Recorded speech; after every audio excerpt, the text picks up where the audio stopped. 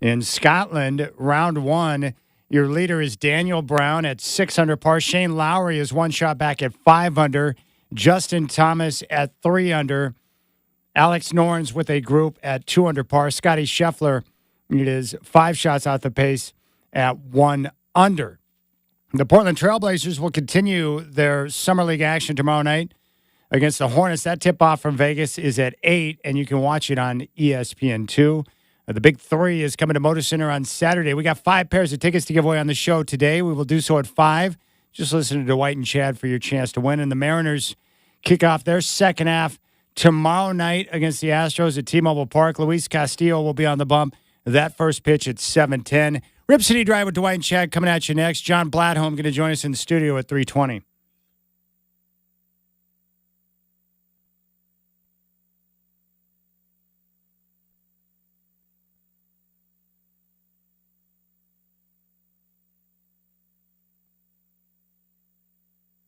The Rip City Drive with Dwight and Chad, presented by Lazy Boy. What is your strategy for comfort? The downside of it is I just wish that we could put the 12 best teams in the playoff. I just want to see the best 12 teams in it, and I think most people want to see the best 12 teams in it. I'm just ready to play. I'm just ready to play them as well. You know, it's going to be a very fun game. We're super excited about it. A lot of fans sold out both nights on national television. It's going to be just an amazing weekend. The WNBA is here and here to stay. And shine sweet freedom, shine your light on me. Can't forget we're not in love anymore. Yeah, the whole thing. That's enough singing. I got it, man. Yeah. Strap in. The Rip City Drive with Dwight and Chad starts now.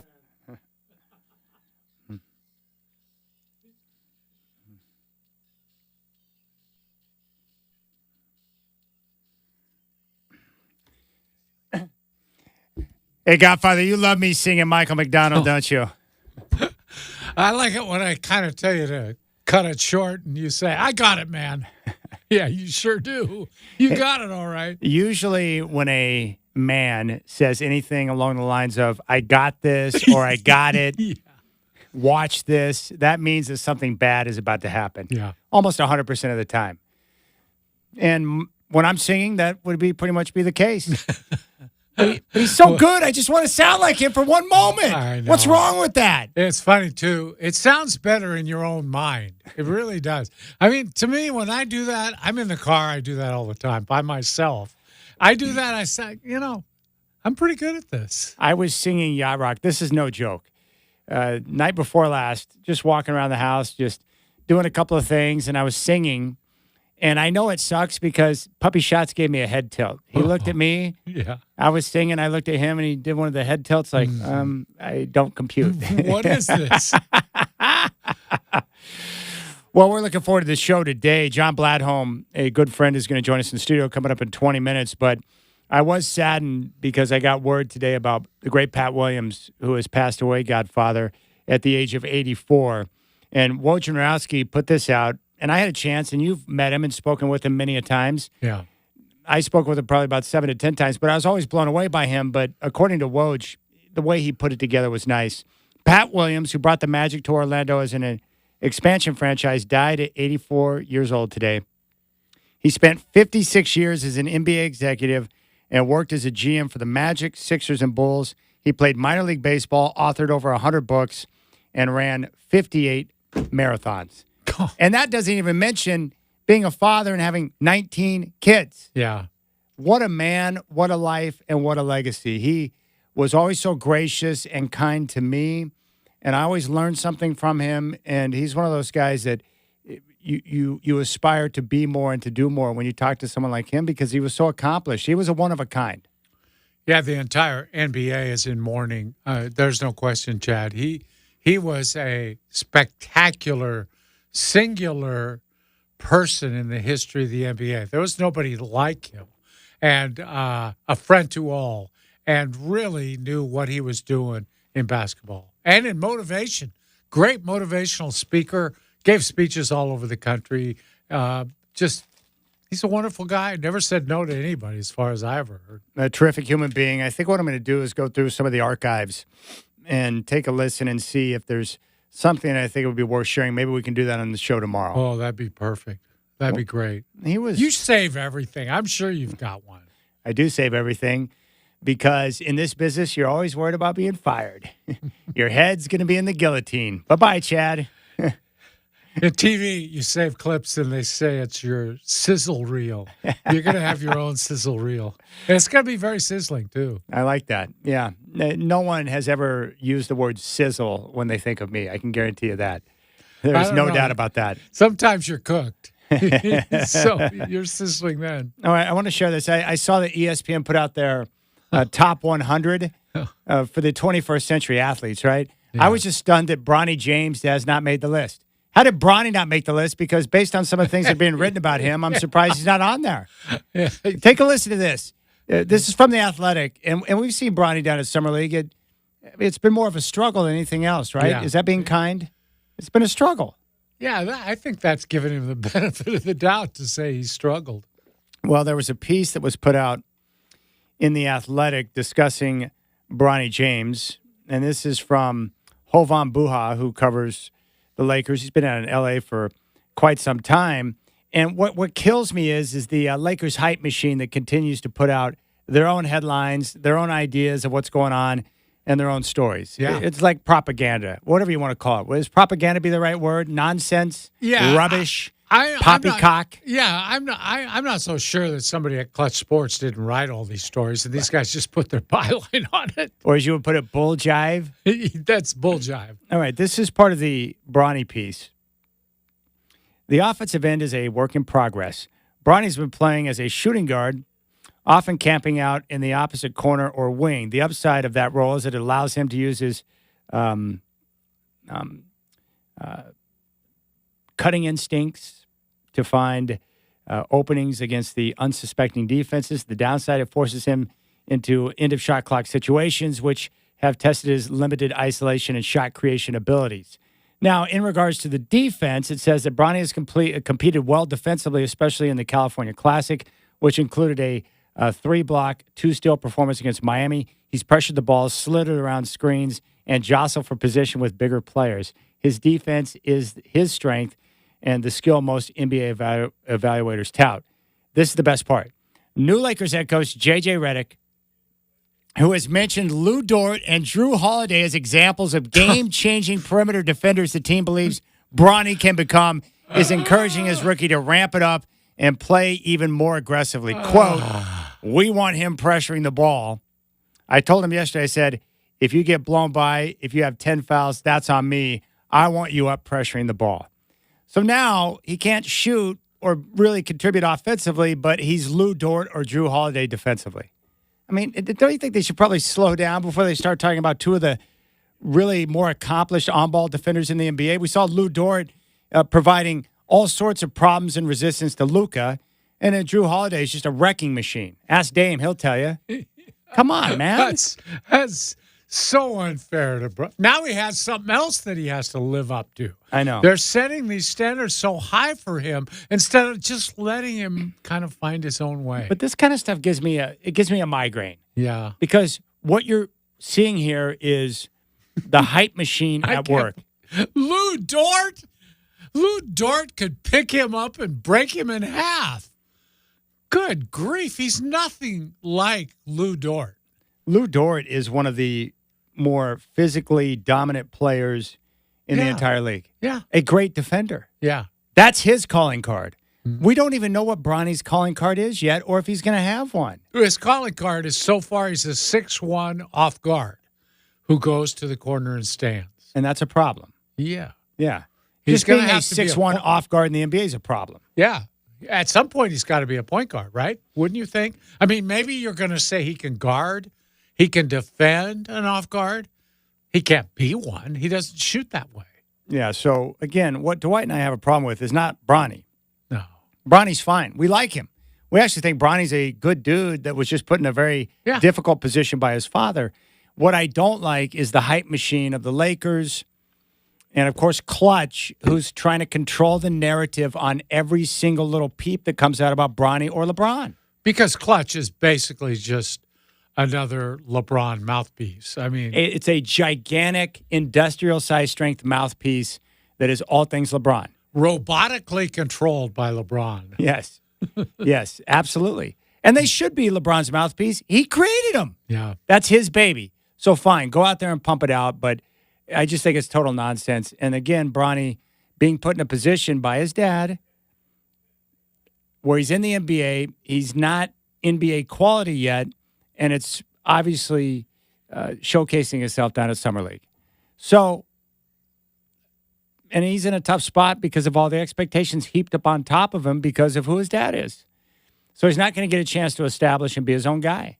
So I'm just curious to see how the Lakers will handle it. My guess, he'll be G League bound, and that's where he's going to go and play big minutes to continue to develop, and that's what he needs. Well, that's what I was going to say. That's where he belongs. If he doesn't end up there, then I really worry about him. Yeah. Now, if he's going to go to the G League and play extensively and get minutes, then that's going to be a good experience for him, just like it would have been had he gone back to college for another year. Yeah. But don't be thrusting him onto the floor in NBA games, taking up minutes from other guys who are more deserving of being out there on the floor. Yeah, wouldn't you like to get inside the Lake organization and say, guys, why are you doing this to this kid? Why are you talking about him, raising expectations for him to be something that there really isn't any sign yet that he can be those things? Why do that to him? I think they're putting a tremendous burden on him at such a young age. Well, they're doing that because that's exactly what Bron does. Yeah. And Bron was doing that a long time ago when he was tweeting about his son being better than half the cats in the NBA. Yeah. Because he watches League Pass. Not crazy. Lou Dort and Drew. So if you need to know what Bronny's all about and you haven't seen him play, just think Lou Dort or Drew Holiday. Yeah, just think, he's just another Drew Holiday. I mean, Drew Holiday might be the best on-ball defender in the league today. As well as being a really good offensive player, by the way. And a great leader and a champion. Yeah. And he knows how to win, and he's wreaked havoc on many a point guard's life in the NBA. Yes. But guys don't like playing against Drew Holiday because he destroys them. He is a problem. I don't like youngsters who haven't done anything yet being compared to other well-established players. Yeah. Give them a chance to grow a little bit. Yeah, it's not right. Oh, my goodness. It is pretty funny, though. I got to say that. I mean, I read that and I thought, are you kidding me? Yeah. What are you doing? All right, so here's what you need to know, Blazer fans, and this should make you happy. The Lakers are a disaster. LeBron is being LeBron, and they don't have that other star to really help them be anything. So the Lakers, they're going to be exactly what they have been the last couple of years. Good team, not great, and they're not going anywhere. Yeah. And yet they've got to pay LeBron and deal with the hype machine and all the mess that comes with it. Maybe they can get another in-season tournament championship, and then LeBron and Bronny can pop champagne together. Yeah, and LeBron's going to have to figure out a way to back-channel complaints about J.J. Redick to his media buddies so that he doesn't have to take the blame for whatever this season becomes. All right, what a beautiful Thursday it is. We appreciate your time. Coming up next, our good friend John Bladholm going to join us in studio. You got the Rip City Drive with Dwight and Chad. We have 5 pairs of tickets for the Big Three. We'll give it away at 5, so listen to us for your chance to win. What's up, John?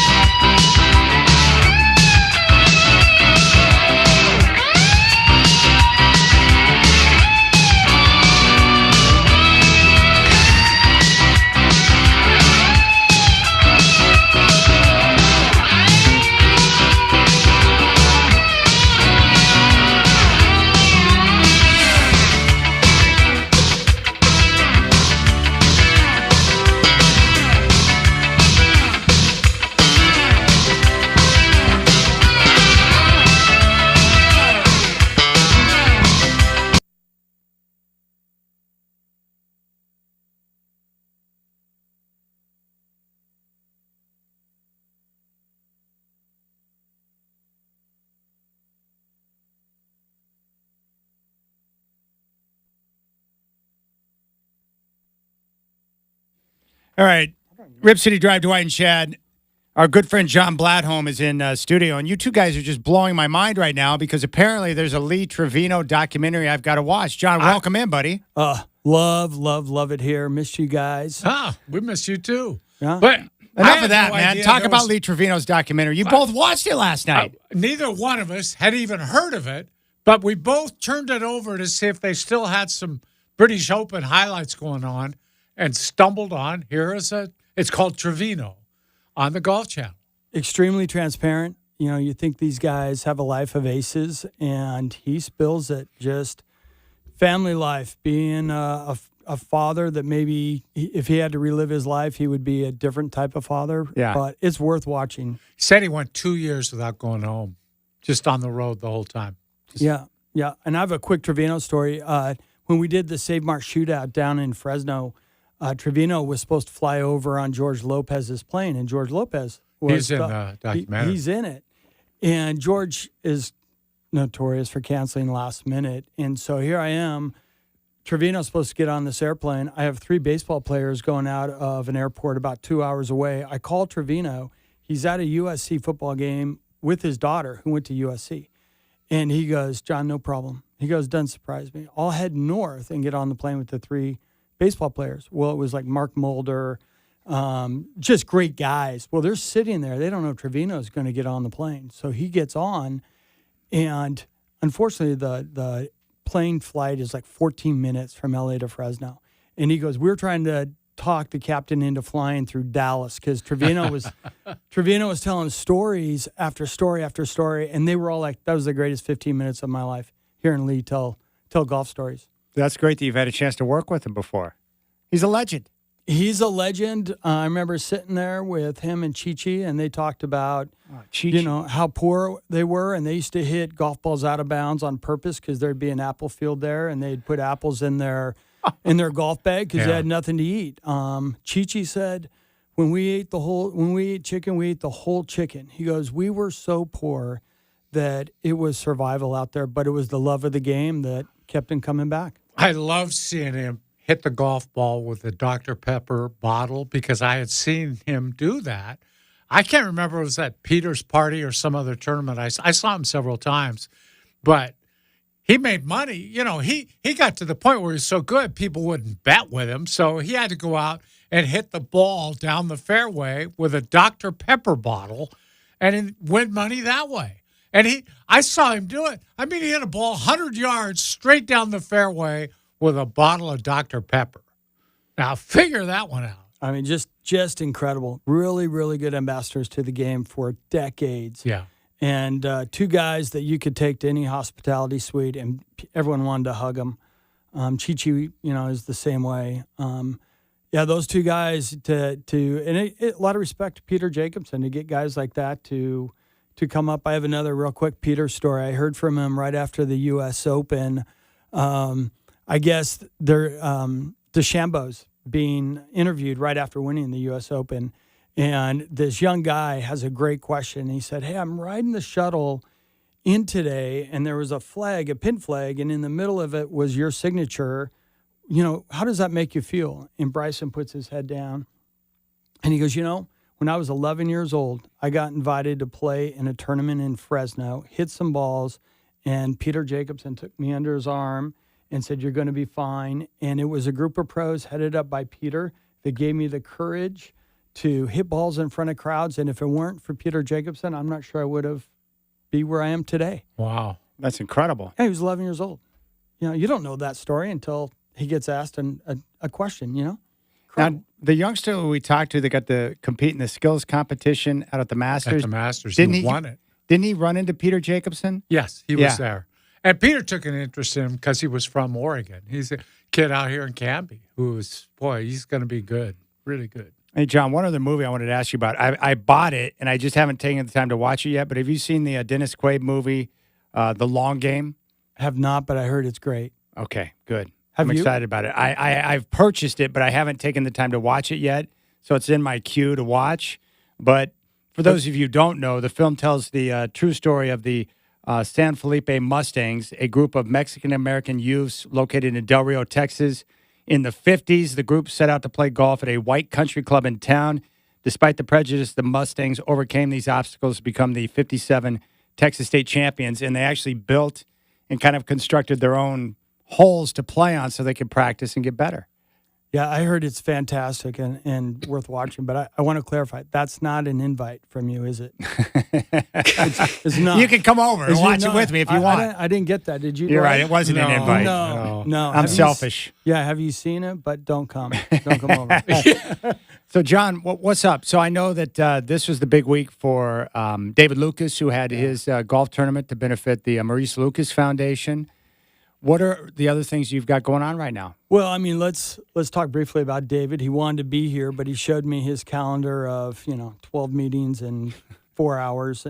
Yesterday's golf tournament. I mean, that guy, David. There's no, I guess, more gifted person at bringing people together than David. 2 full golf courses. If you like incredible food, if you like cool cars, if you like a little bit of golf. Some celebrities, Darnell Valentine, Terry Porter, Pee Wee, like really good guys out there supporting David. And when he gets up to speak and welcome people and thank people, you can just tell he speaks from the heart. And, his dad and mom would be extremely proud of what he's doing for others. So that tournament was, it's worth getting involved in. Terry Sprague does a wonderful job supporting and so many other sponsors. So it's a dark to dark for our team, our small team. So it's a little bit of a relief being here. It's a lot cooler in this room than out at the golf course. So that kind of kicked off our tournament season yesterday, and now we're full tilt boogie. We got next month we have the USO golf tournament at Langdon Farms, August 14th, and then Drew Bledsoe hosts Lines for Life, which is suicide prevention call centers at Crosswater over there in Bend on the 19th, I believe. And then we start getting into charity championship season, which is why I invited myself in today. No, it's good. I just talked to 2 guys that I know, Rev and then another friend of mine, Josh, who just played at Crosswater over in Bend. Said it's spectacular. Have you played it? I have not. It's special. It's a treat. Yeah, that's where we held the Geldwin tradition. And I think back then we called it the Senior Tour. Maybe it was the Champions Tour. But, a lot of long carries. Wide fairways mean small greens. It's just, the Deschutes River is running through the middle of it. So Perfect. Fantastic. I was going to invite you, but until I get that movie invite, I'm not going to invite you to play Crosswater. Well, I played, David invited me to play in the tournament this week, but I'd already committed to play in a tournament on Monday. So I played in the We Play Invitational out at Langdon, which Alex Brink and Ryan DePaulo, former Coug and Duck, put on. And so I played in that, but I couldn't work, golf. Work's always get in the way of golf, but I was happy that David invited me to come out. I don't know. You look pretty tan, so I know you're getting a lot of golf. Oh, it's been so hot. Dude, the last couple of days, too, on the course, warm. Earlier mornings are better. That USO tournament, is that the one where last year I saw the Army helicopter land at Langdon? Yeah, so that's a Huey. That was crazy. Yeah, that's a Huey that flies in, and a gentleman by the name of David Statham owns it. He has a private collection. I believe he's also purchased an Apache. Lucas went up in that, didn't he? Oh, yeah. Yeah. Yeah, phenomenal. They call it the sound of freedom. So you hear that thing coming from miles away. Oh, you sure do. And Jeff Keller, who we had in here last year to promote the OCC, he lost his son Andrew about 13 years ago. He's kind of my partner in crime on that. But that Huey comes in, and it stops everyone from hitting balls, I'll tell you that much. So we hope to have you back out there. Love to have you both out there. That's amazing. So the Oregon Charity Championships, what's the specific dates? Do you have those set yet? Yeah, so we've added another date. So before the OCC is the COCC. So we're going over to Central Oregon, Pronghorn, on September 5th, Thursday, September 5th. Hayden Watson, Hayden Holmes, Tim Phillips, a lot of great sponsors, Subaru. It'll be a $70,000 in prize money. It's sold out. You got a lot of celebrities living over that way, too. Yeah, hopefully they get invited because these teams are full. I mean, their team's now flying people in from out of state. So, but if it wasn't for David, who introduced me to Hayden, and Tim Phillips, it was actually David that brought all of us together, and David came over for a dinner with Hayden. But that event I'm excited about. for a lot of reasons. Pronghorn is special. Have you played Pronghorn? I have not, but I've heard it's spectacular. Yeah, well, just have me over for that movie. We'll get you there too. So anyway, so that is September 7th. Jason Aldean is playing that night at the Hayden Homes Amphitheater, so I'm hoping to convince him to come play for one of the charities. We gave away tickets for Aldean. That was a very popular item. Yeah. big time. Very good guy. And remember, he was the guy on stage in Las Vegas when that tragedy happened, and it changed his life for sure. Really good guy, and a golf fan. Last time he was here, his road tour manager asked me to get his golf clubs re-grip. So that's the only way I know him. That's it. So that is September 5th, September 7th. No, I was right. September 5th, and then October 7th is the Oregon Charity Championship back at Oregon Golf Club. Well, I think for those who don't know, of course, you joined us throughout the summer last year to talk about the Charity Championship, which was great. But why don't you take us back and just kind of explain what the Oregon Charity Championship is and how it came together and the concept behind it? Well, it came together because a lot of people liked the idea and got behind it very quickly. I was thinking a U.S. Open type for charities. So all 32 teams will represent 32 different charities, and then the purse is all distributed, based on how the foundations finish. And then like On Point gives out $1,000 KPs and long drives. Toyota does a $5,000 putt for charity. Pendleton Willem Mills donates 4 really cool jackets. And Les Schwab provides 32 walking scores. So it feels like a big-time tourney. It feels like a big-time tournament. Signage is big time. And it was a very unique energy. All these tournaments are great because they raise a lot of money and awareness. But in this case, it was like, wow, I get to compete on behalf of a charity. I may have a 10-foot putt that could mean $30,000 for the charity.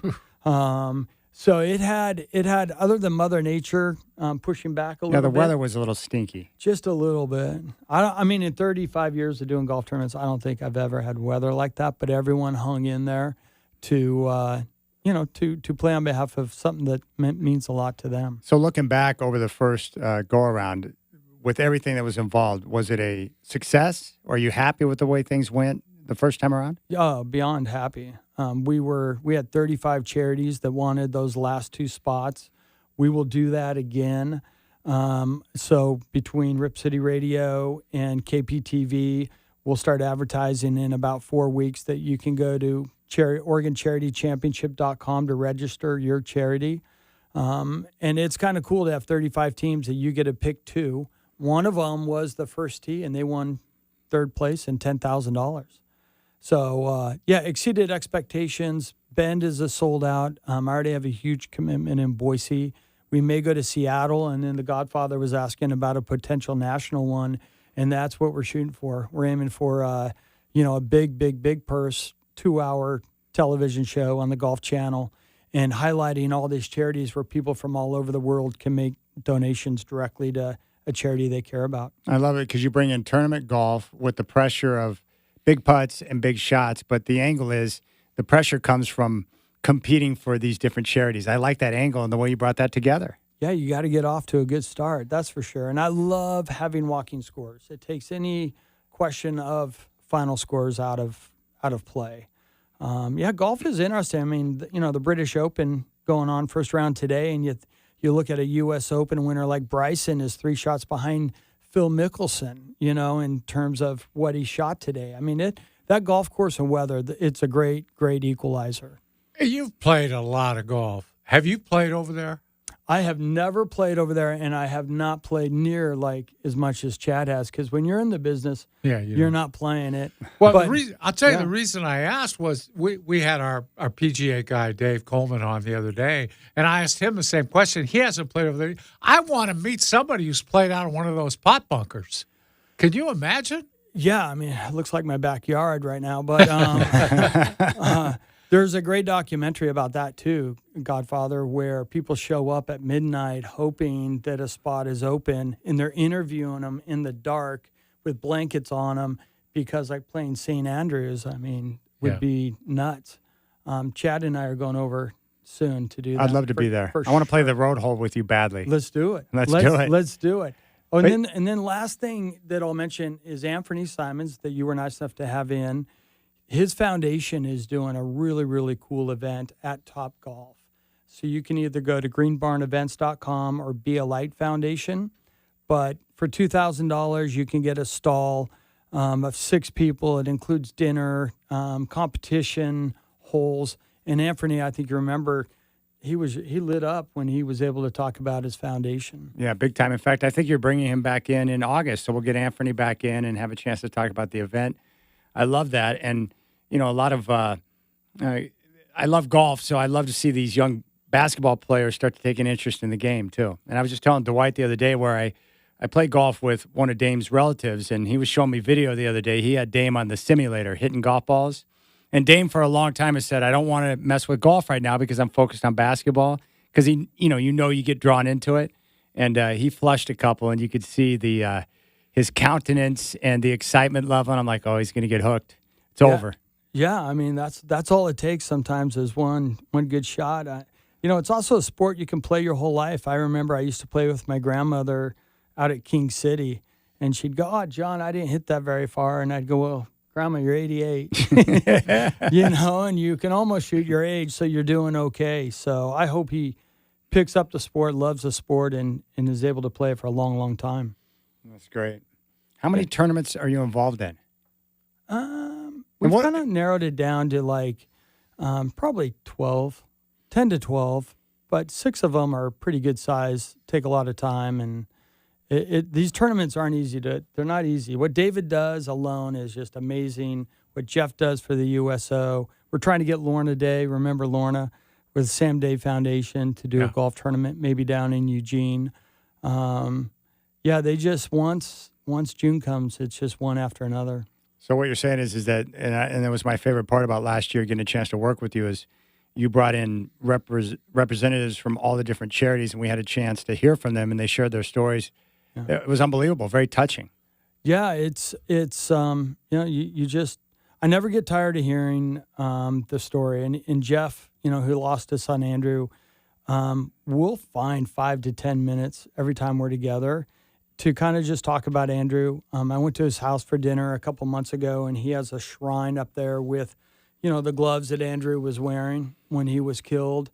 And, it just changes your perspective. We've all had bad days, but not like many of these guys have. So I get a benefit from being reminded from really good people, what real pain is.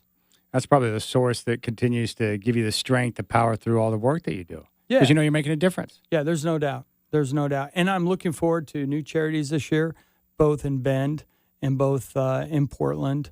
So I met so many we just cut our TV spot over in Bend, and people were coming up, and they were so grateful to be invited, to be involved, to share their story.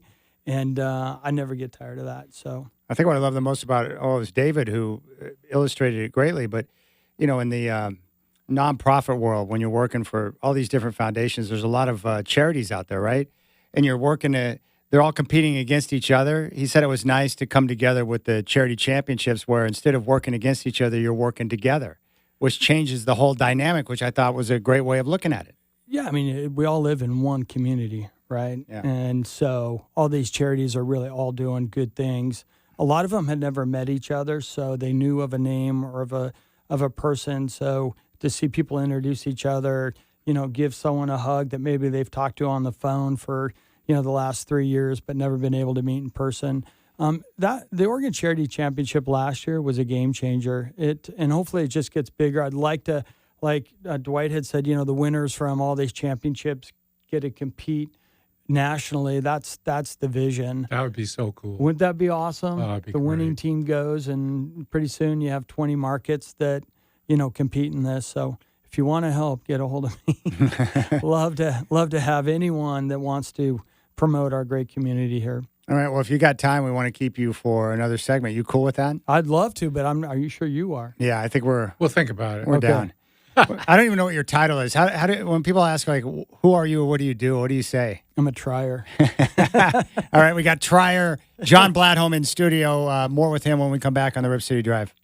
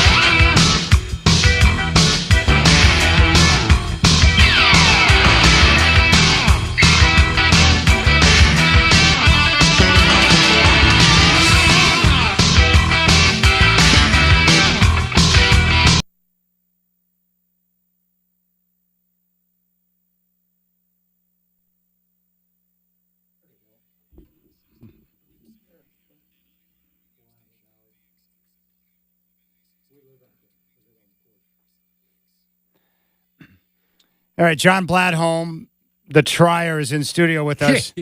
How much of a boom was COVID for the golf biz in general, based on everyone you've talked to? I think golf needed, I mean, I hate to say that, right? Needed a virus, but it filled the golf courses up, which meant prices went up, as we've seen in everything, right? Whether it's food, whether it's carts, golf course. I mean, greens fees have gone up, but they're full everywhere. They're making money. I hope so. It's good for the game. I hope so. I don't want good local golf courses to go away. That's very sad.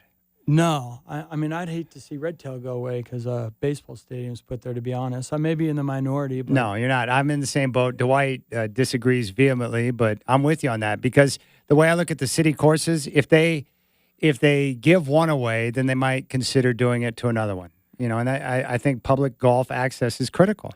Yeah, I mean, you just think about nature and, birds, deer, all that. It's green grass. It's pretty. Dwight, come on. Put a stadium there. Come on. We need a ballpark more than we need another golf course. I agree we need a stadium, but just not there. I don't think. Yeah, I can attest to that. I've seen how happy the ducks, the birds, the rabbits, all of the animals I see in the morning, they have a happy place out there in the course. Yeah, maybe we just do it at Willamette. Even the Take out song, Willamette. Build another zoo. That ought to keep you quiet. even the songs that the birds sing in the chorus at the morning, Listen to this. I've hit a chord. they sing a different tune in the morning. They're happy, and I hear it, and I know it. Okay, what's your favorite public golf course in the city? In the city, Heron Lakes. Just because that's where my dad taught me to play, and I've been out there many a times, and so that one's got sentimental value to me. Outside of the city, it would be Forest Hills, which is out in Cornelius, locally owned, and Marcus, who runs the course now, owns the course, has been reinvesting the funds back into the course, and he's doing some great things out there. And that's been around since 1927. We need places like that around. Yeah, I like Eastmoreland. Eastmoreland is another gem. It's a I mean, gem. That's those my are all neighborhood. gems. That's where I grew up. My dad never played a round of golf in his life, and he'd be laughing at me if he knew I was playing. Dwight, you're not done growing up yet. Come on now. Come No, on. Eastmoreland's I'm growing out. But Eastmoreland's beautiful. Yeah, I mean, those golf courses you just mentioned, we did the Neil Lomax quarterback shootout out there when Jack Trudeau had a ace on a par 4. I was sharing that story when I was walking down the 16th fairway. I said, just so you guys know, I was playing with a couple of firefighters, and that first time they were on the course, so I was like, this is known as the Jack Trudeau hole. And I said, he teed off from up there. It's a par 4. I said, he hit his drive, and there were still dudes on the green putting. They look over, and all of a sudden they see a ball roll by. They're like, what the heck? And it goes right in the cup. He aced the par 4. It was amazing. I was on that tee box when it happened. It was so far You away. were? Yes. Oh! But you couldn't really see it. We were so far away yeah. because it was a long par 4 down the hill. I couldn't, at least. But you could. We were all wondering, is he going to, make it to the green? Yeah. Right? And you can see, all I saw was people kind of scatter. Yeah. Right? Because they could have stopped the ball, kicked it, done a lot of different things. For them to have, The sense of wherewithal, yes. wherewithal to take a step out of the way and let that thing fall was amazing. Amazing. That keeps you coming back. It's the most legendary shot on that golf course of all time.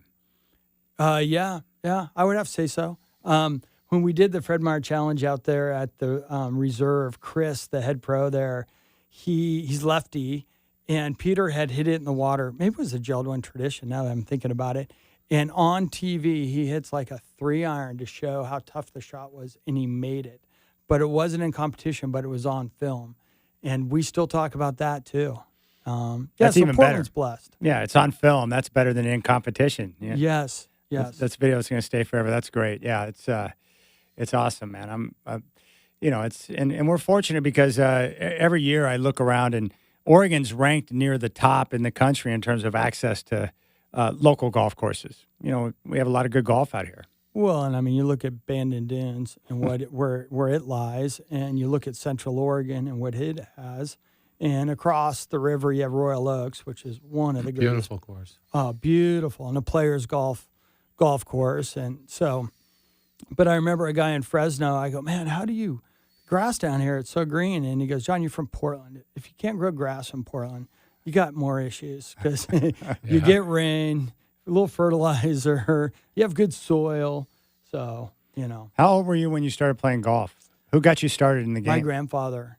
They lived in Monterey Peninsula down in, and my That's not bad. great-grandfather had helped build Monterey Peninsula Country Club.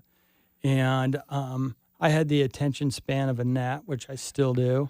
So my poor grandfather just wanted me to be a pro golfer, and I didn't have near the ability or the mindset to do it. So, but it got me into golf at a very early age, and I played with my grandma and grandfather well into their 80s, and I cherish those moments, walking along with them. But he has to appreciate, what you've become and what you're doing now with the game of golf. Yeah, he passed away quite a while ago, but he knew I was working for Peter at the time, and He I liked think that. he was proud of that. Yeah. When he had a stroke, I took Peter signed our Fred Meyer Challenge program to my grandfather, Eric. So I took it into him, and he's laying there in bed, and you could just see a little smile on his face. So he knew what it was and why. How's Peter doing, by the way? I think he's doing great. Good. He just texted me that Bryson message. I think he's in a great place in life, and Good. he is still one of the hardest working 70-year-olds, if that's how old he is, maybe 60s, mid-60s. But, between Lexus and Kettle One and, at the Masters, he does the pitch, putt, and drive. He is a busy, and loves the game of golf, loves giving back. He thinks you should give back more than you get in life. He loves junior golf. You think about how close he was with Arnold, and that Trevino thing last night reminded me of Arnold because of some of the clips. Yeah. And I always wanted to be Peter because of how close he was with Arnold Palmer. Yeah. Because that guy was a unicorn in terms of how he treated people, and Peter's a lot the same way. Really the best, right, when it comes to fan interaction and the way he connected with people. Arnold Palmer is looked at as a legend in that department. Yeah, no one better. I remember having Peter sign something, and he didn't want to sign it. And that next weekend, he got invited to go to Latrobe, where Arnold, lived. That old Pennzoil tractor actually picked him up, and he went out to this big white barn where he opened it up, and Arnold had a Kettle One there, and he had all these Ryder Cup bags and posters and prints. And Peter sat down there, and he goes, Peter asked him, Arnold, how many days a week do you do this? And Arnold said, I do it every day I'm in home. And he goes, why? And he goes, well, I wouldn't have Arnold's Army if it weren't for the people. And so Peter came back, called me in his office, and he goes, hey, sorry I didn't sign that for you. I learned a lesson. That's who Arnold was, and to be able to read it. Like, Peter has a really pretty signature because Arnold said you got to have the same thing. Got to be able to read it. Yeah. That's great. Chad's an easy name to. Now, my signature, I got like Dr. Scribble, Are you serious? I do, yeah. I've tried to come up with a good signature that where you can actually tell what it says, but I suck at it. Arnold Palmer's is so much like Ted Williams, the great baseball player. You can immediately read it. It's so beautiful the way, and he signed it. I got his autograph when I was a little kid. Yeah. Beautifully done. Yes. It's not just, nowadays it's like one initial and the guy's number, and that's it. Maybe one initial, maybe half of an initial. Yeah. All right, the great John Bladholm is in studio. Well, great. I don't know about that, Chad. We appreciate it, and we're going to be seeing a lot of you over the next several weeks. Yeah, thanks for having me. Our website, our charity registration page will be up fairly quickly, OregonCharityChampionship.com or CentralOregonCharityChampionship.com. All right. Thank you. We look forward to working with you and helping talk about the event. We're pumped. Absolutely. Love you guys. Thank you. All right, we'll keep things rolling here. When we come back, we'll take a look at round one of the Open Championship. And what about link style? Do you like that? We'll talk about it next on the Rip City Drive.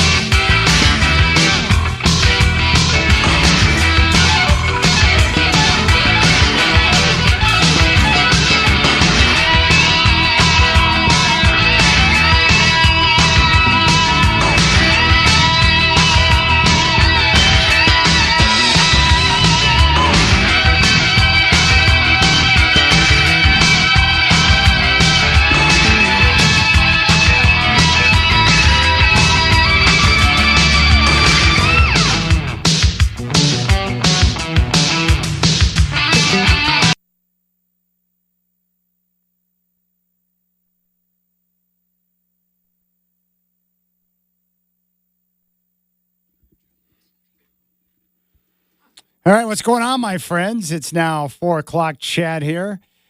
We start with the Open Championship. Round number 1 is in the books.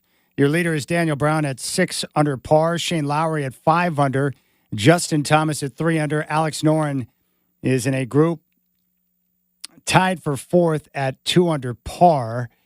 Your Portland Trailblazers will continue their Summer League action tomorrow night against the Hornets. That tip from Las Vegas at 8. The game can be seen on ESPN2. The Big Three is coming to Moda Center on Saturday. We got 5 pairs of tickets we're going to give away on the show today. We'll do it at 5. Listen to Dwight and Chad for your chance to win. And the Mariners kick off their second half tomorrow night against the Astros at T-Mobile Park. First pitch at 7:10. Luis Castillo will be on the bump. More of the Rip City Drive with Dwight and Chad coming at you right now.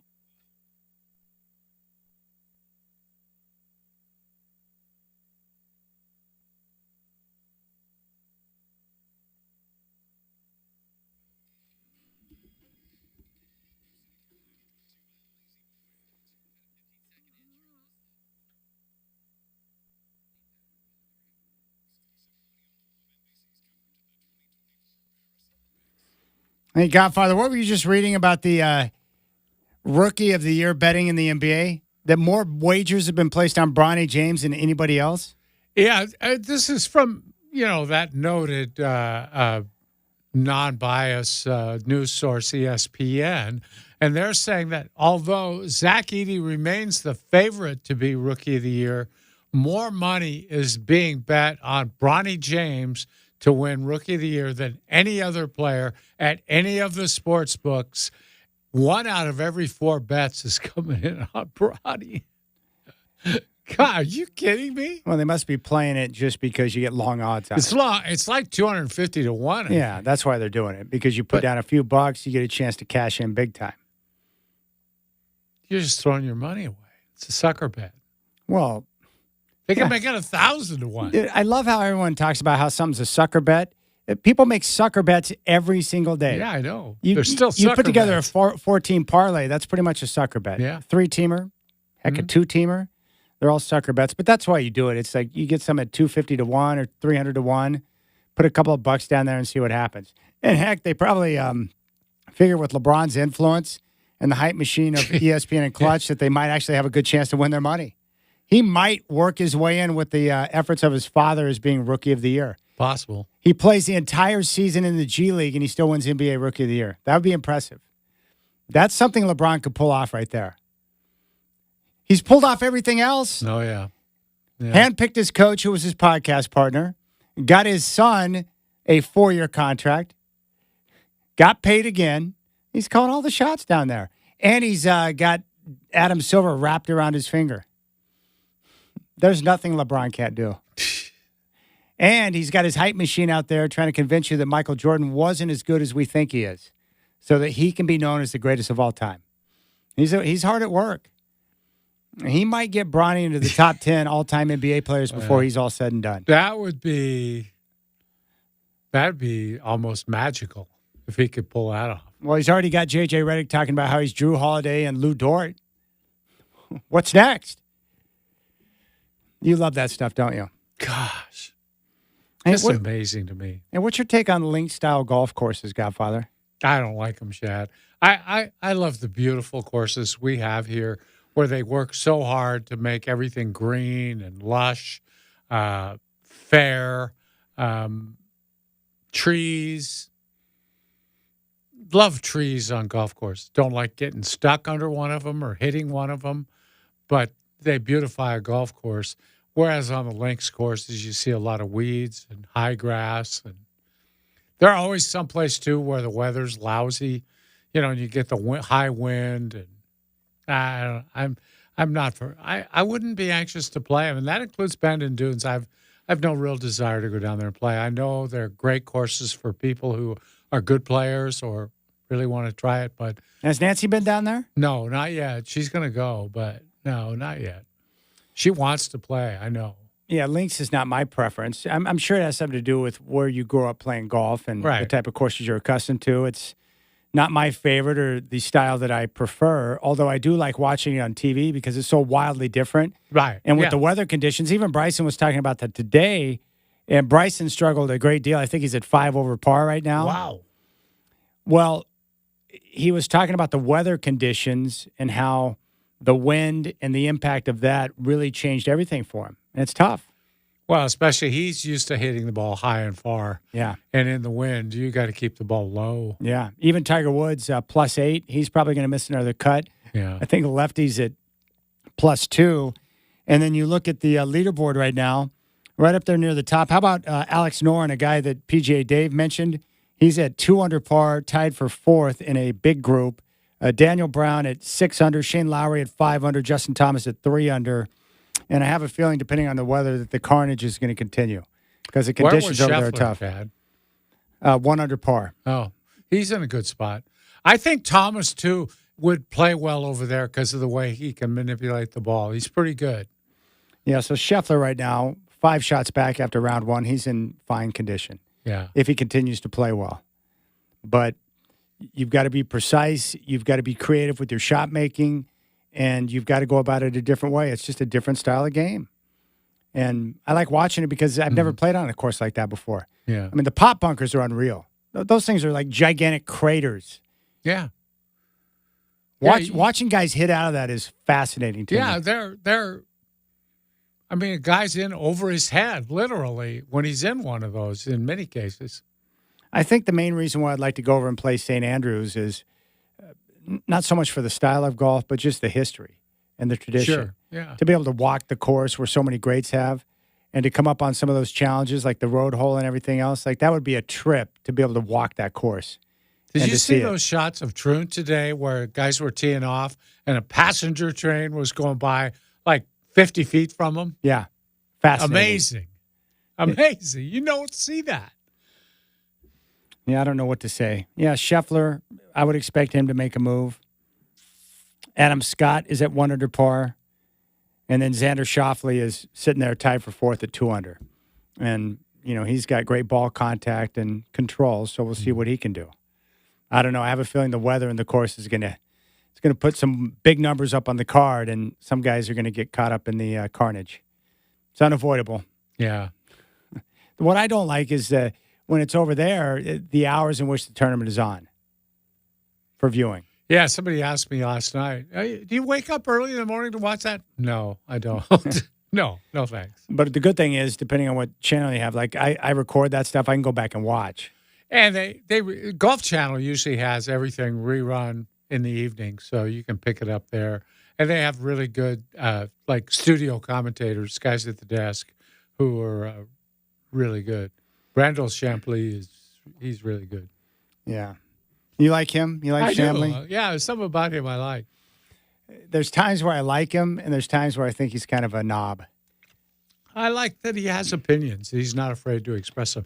He has a lot of the players upset with him a lot of the time. Yeah, he was doing a lot of whining and crying when, you know, the live situation was going on. Yeah, he was. And guys defecting, almost to the point where he's in tears. Yeah. It's like, settle down, Bradley.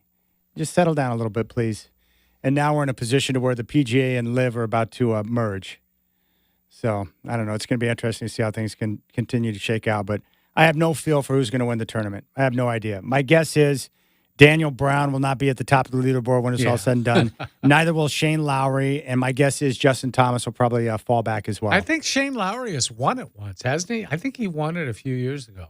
He's pretty good. Yeah, I just don't like him. Oh, you you know? don't? No. I never root for the foreigners to win that tournament. No, I'm always pulling for the U.S. guys. What about you? You don't care, or do you have a rooting interest? I always root for the U.S. guys. Always. I almost always do.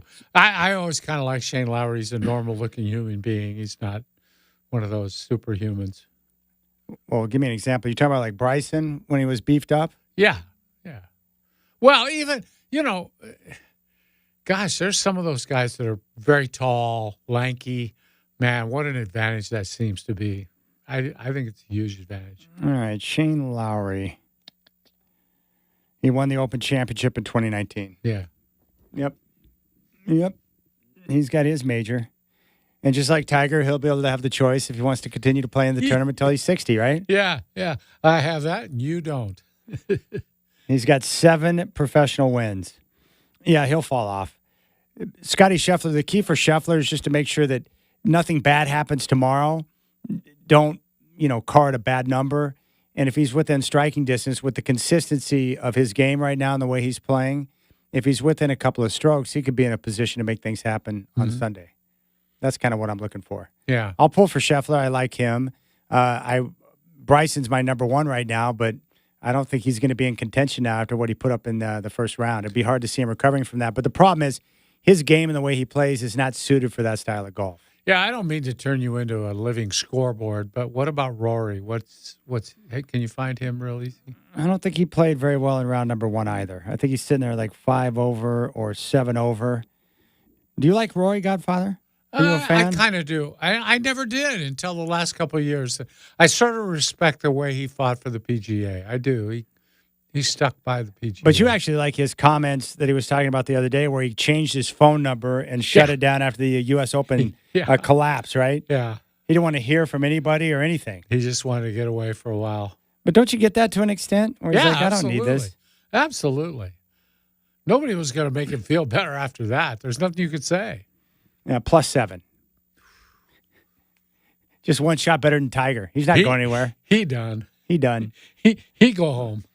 I'm glad to see that time away and changing your phone number really helped preparation-wise for Royal Troon. He said he was in a pretty good mindset. But man, when the conditions are like they were today, like you can have a game plan and you can go out and say, okay, I'm going to execute like this, and the weather can just screw you in one swing. Something like the wind is so variable too. You go out playing but it's gusty. All of a sudden here comes the wind. But you play 2 holes, you didn't really feel it, see it. Out here, we don't get those type of conditions too often, but I played a couple of rounds with bad wind conditions. Yeah. I don't like it.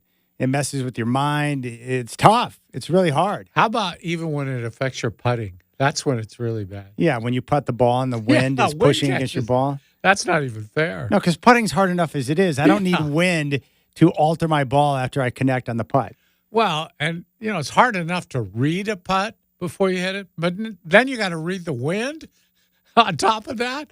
I'm sorry, that's impossible. With those link-style courses over there, it's hard on TV to tell sometimes where the fairway ends and when the green begins. Yeah. It's just a different style of golf. And, of course, all the people over there, the British, they would look at us and be like, dude, we started the game. Yeah.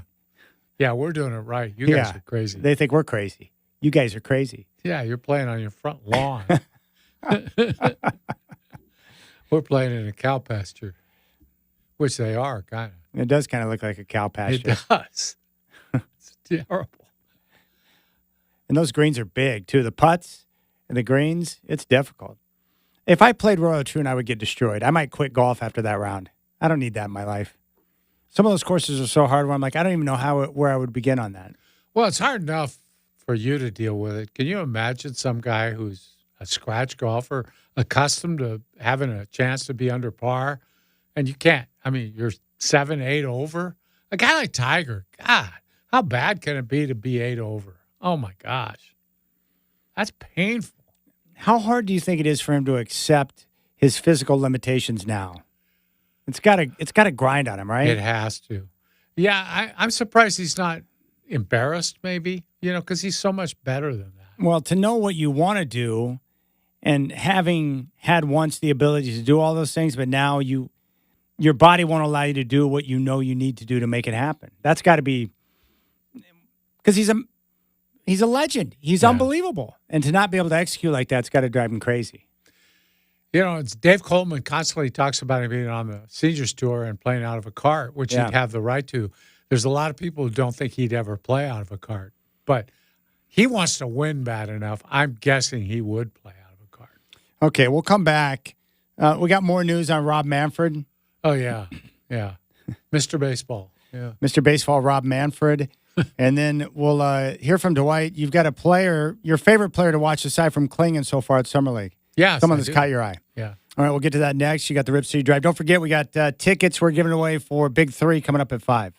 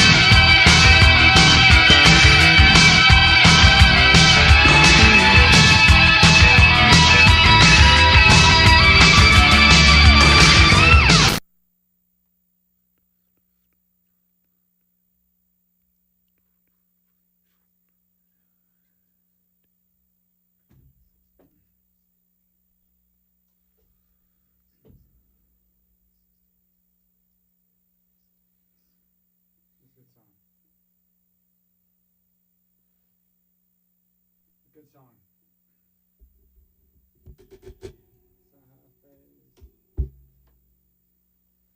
I think it's a remake of a Neil Diamond song. No, that's the Monkees. Huh?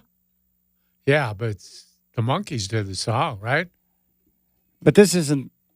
This is not the Monkees version of it, I don't think. But they're the ones associated with this song. All I was trying to point out was this is a remake off a Neil Diamond song. Oh. And he wrote the when you s- song. Oh, I thought when you said that you meant he recorded it. No, you were jumping to conclusions like usual. Yeah, I guess I was. When you say a remake is of a Smash Neil Mouth. Diamond song. The Pride of San Jose. It is a remake off a Neil Diamond song. Well, he didn't sing it, though. They're singing his song. If you remake it, If you you're- write the song, that's your song. right. This song So you're here not is a remaking remake it. off a Neil Diamond song. If you remade his song, you'd rewrite his song.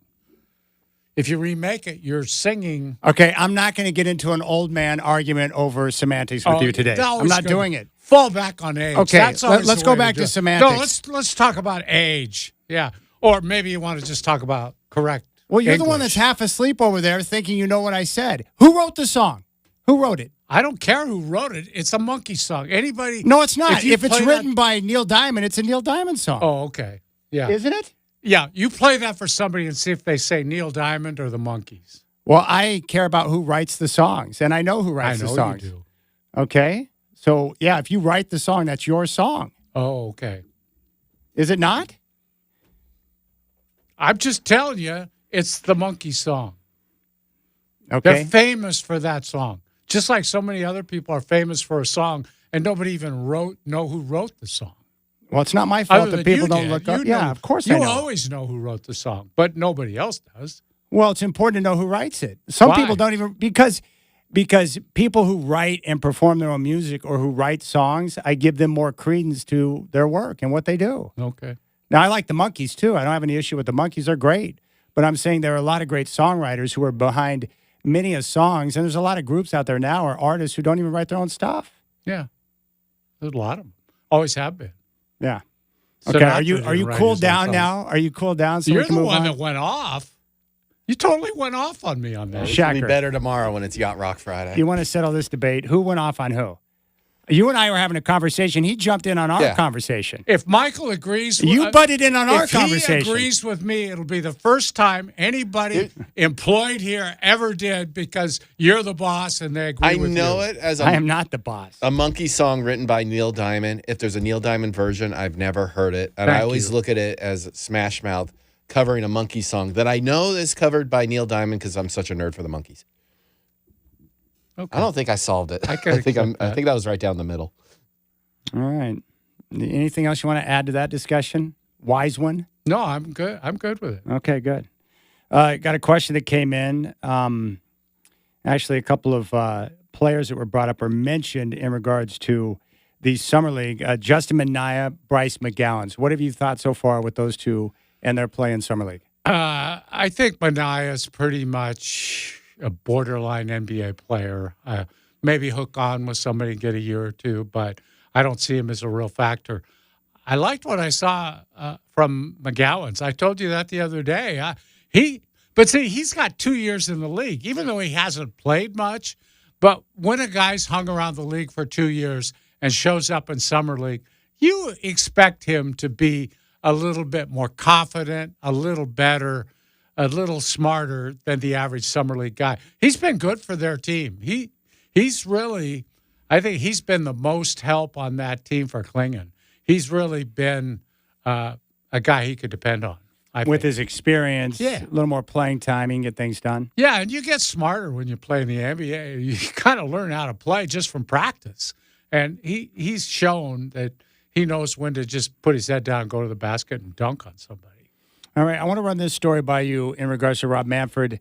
And you're feisty right now, so this is good to bring up a guy that you detest in Rob Manfred. But this is coming out of the San Francisco Chronicle. Maybe you can help decode this for me, Godfather. But it could be a bombshell. But here's the excerpt I want to read to you. Quote, "Look," Manfred said, "our Oakland decisions have been made. What happens in Oakland is between the citizens of Oakland and their elected officials. Oh, why is it then that various Bay Area groups interested in buying the A's and keeping them in Oakland or bringing in an expansion team to Oakland have been warned to keep quiet about their interest or risk being crossed off the list of potential buyers? That warning has come to prospective buyers from Oakland officials who say they have tried to get MLB to lift that gag order so the world can know that there are folks with money who believe in Oakland as an MLB city. Could it be that the MLB is worried about that local potential buyer who publicly expresses interest in such a project in Oakland would make Fisher and Manfred look foolish? That's the problem. Rob Manfred doesn't want to look foolish, even though he spent most of his career looking foolish. And Fisher is a clown, and everybody knows it. I mean, you don't have to even understand baseball to know what a clown he is. He's just robbed the city blind, and now he wants to leave. He's taken a lot of money out of there. He's made profits every year while poor-mouthing everything, complaining about everything, but still making money and refusing to invest back in his team. See, they don't want people to know, because Fisher's story all along has been nobody wants the team here. There's no buyer that's going to leave it here, et cetera, et cetera. Well, if it turns out that that's not the correct story, he looks bad, so does Rob Manfred, because they basically have that team in Vegas now. It's my understanding this is the last year it's going to be called the Oakland A's. They're going to Sacramento and playing for a couple of years while the ballpark's being built in Vegas. They're going to call it the Las Vegas whatevers. Maybe the A's, maybe not, but it's my understanding that's the way it's going to go. It's no longer going to be Oakland's team when it's in Sacramento. So where do you come out on this? Like, what do you want to see happen? Here's the thing, Chad. I'm torn on this because in my mind, Oakland has had every opportunity to show that it can support that team. And for decades now, it hasn't. Now, for years it did, though, and they had really good teams, and it was pretty well supported. I just don't see it being well supported. So, in effect, I see it being moved. But I always hate to see a team moved out of a town. I have a sympathy for that town and the baseball fans of that town. And usually, if every effort is made to keep it there, then move it. In this case, you have to wonder if John Fisher hasn't just seen the dollar signs ahead for him in Vegas, and he thinks, yeah, I could sell it. I'm not going to make as much money as if I move to Vegas, make a ton of money there, let them build my ballpark. Then maybe down the road a few years, I'll sell it, and I'll make a lot more money out of it. That's kind of the way I see it. So I'm kind of torn, Chad.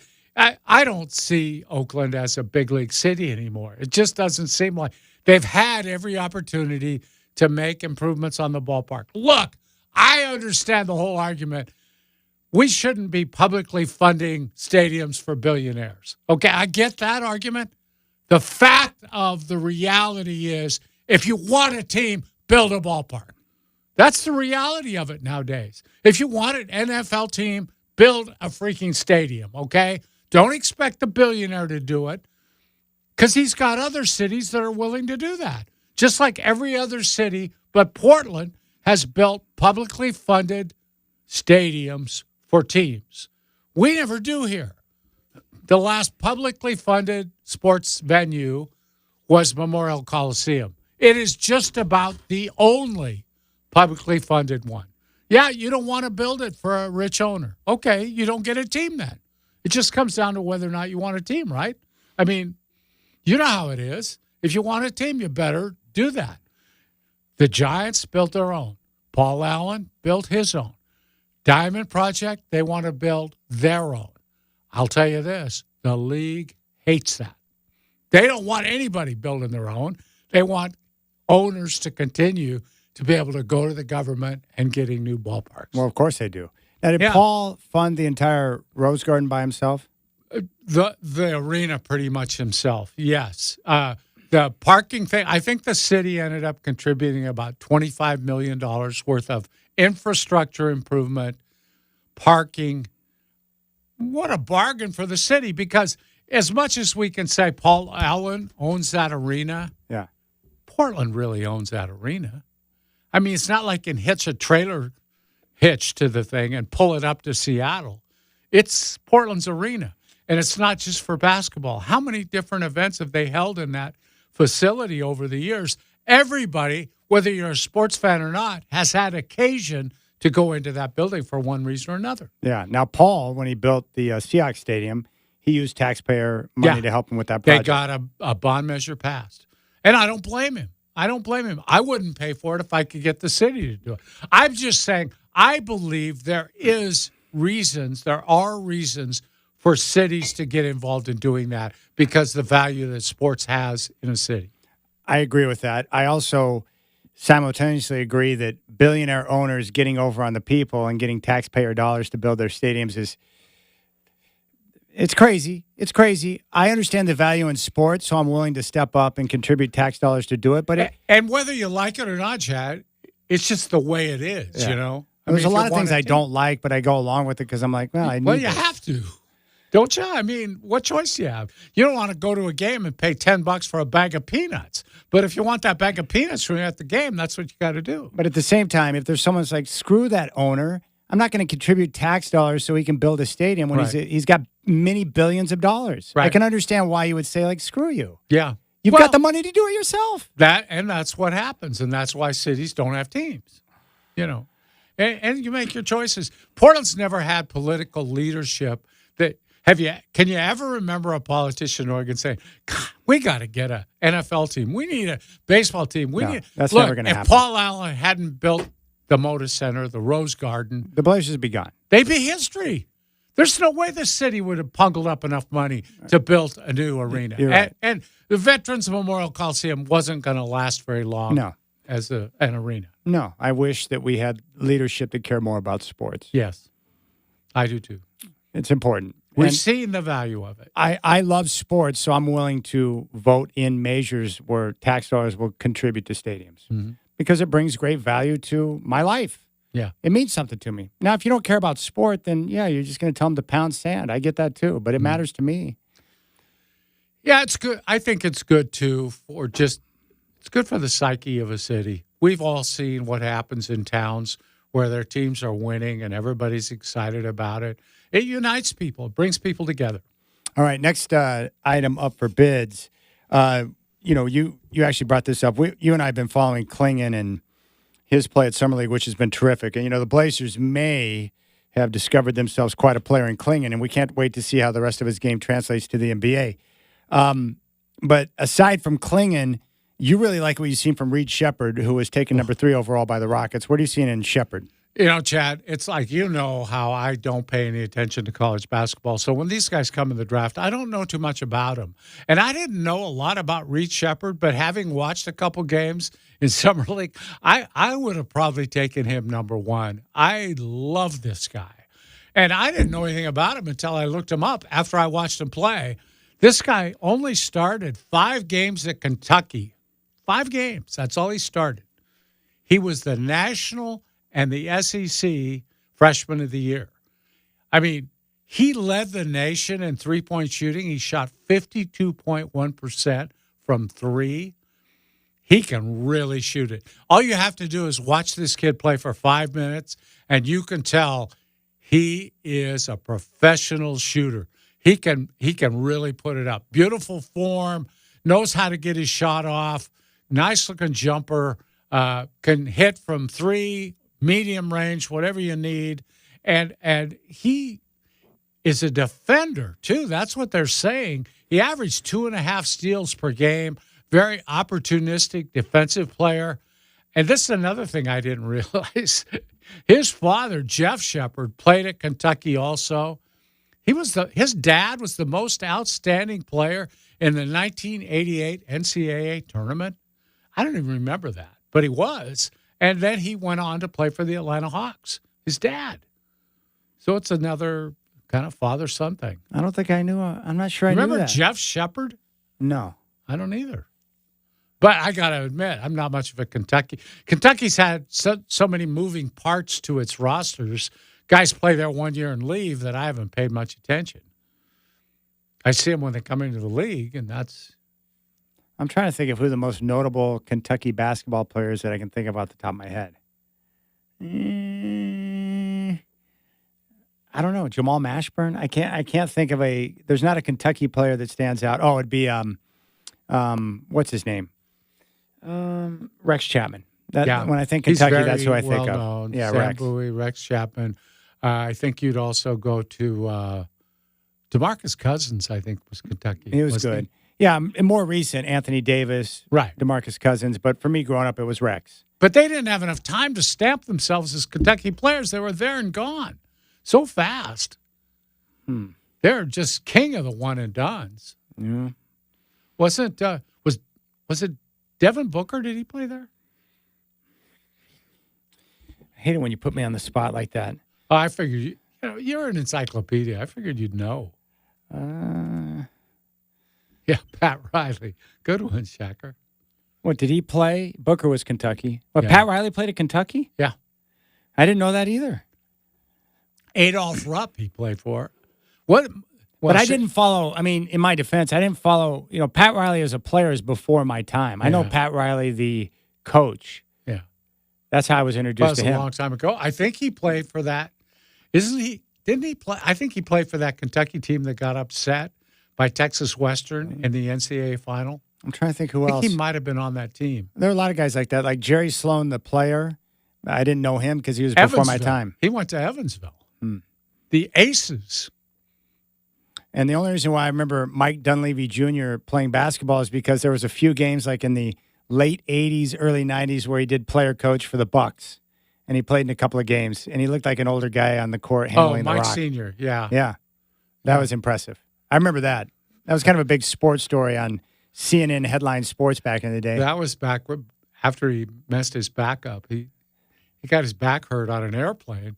Ended up suing the airlines and making a lot of money. Oh, he made good cash on that? Yeah. I need to hurt my back in an airplane. Yeah, no kidding. All right. Now, we'll keep things rolling here. Rip City Drive with Dwight and Chad. Excited about tomorrow's show. We're going to talk with Danielle Williams, who is managing the Trailblazers youth camps.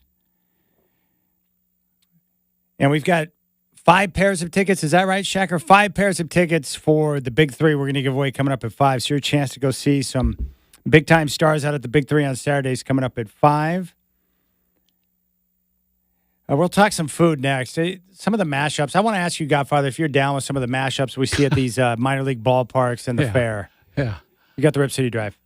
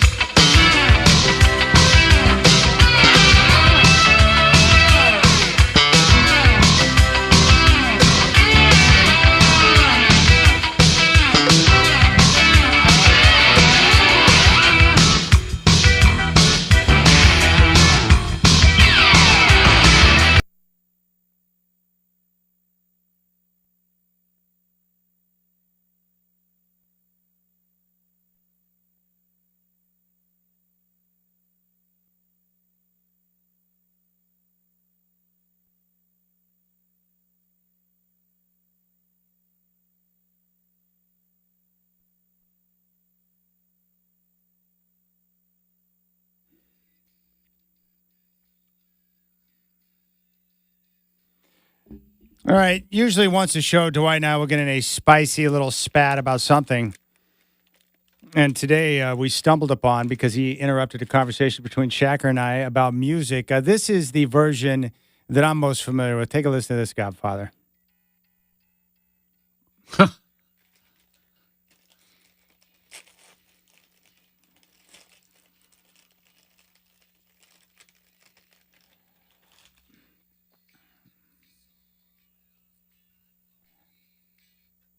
Will you get the Monkees version ready?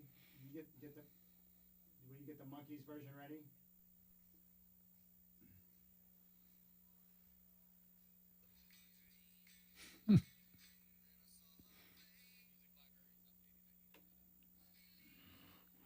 All right, there you go.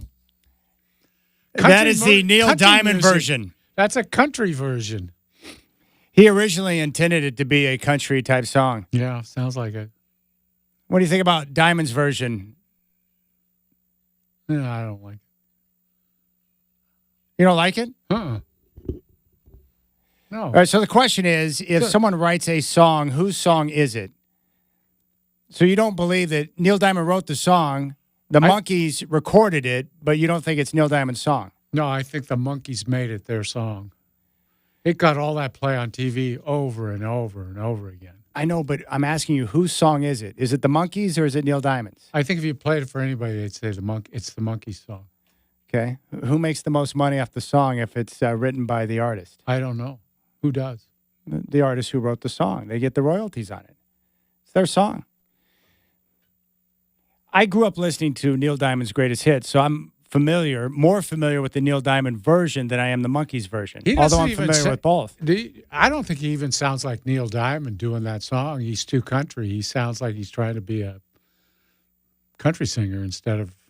Well, this is one of his early songs. It was originally written and intended to be more of a country type song. Well, it is. Yeah. The way he sings it. For sure. But you're not answering my question. If someone writes a song... I answered it twice. He wrote the song. It's the Monkees song. It's the Monkees song, even though they didn't write it, and it was given to them by Neil Diamond to record. Yeah. They're the ones that make sense. That song nobody even know that song if the Monkees hadn't sang it. Well, that's not true because it charted well. The Monkees song went #1. Neil Diamond also put it on a later album, and it also charted. So they both versions did well in the charts. The Monkees version did better, but they both charted well. And it's not like Neil Diamond's chump change. He's been a pretty good artist. It was chump change.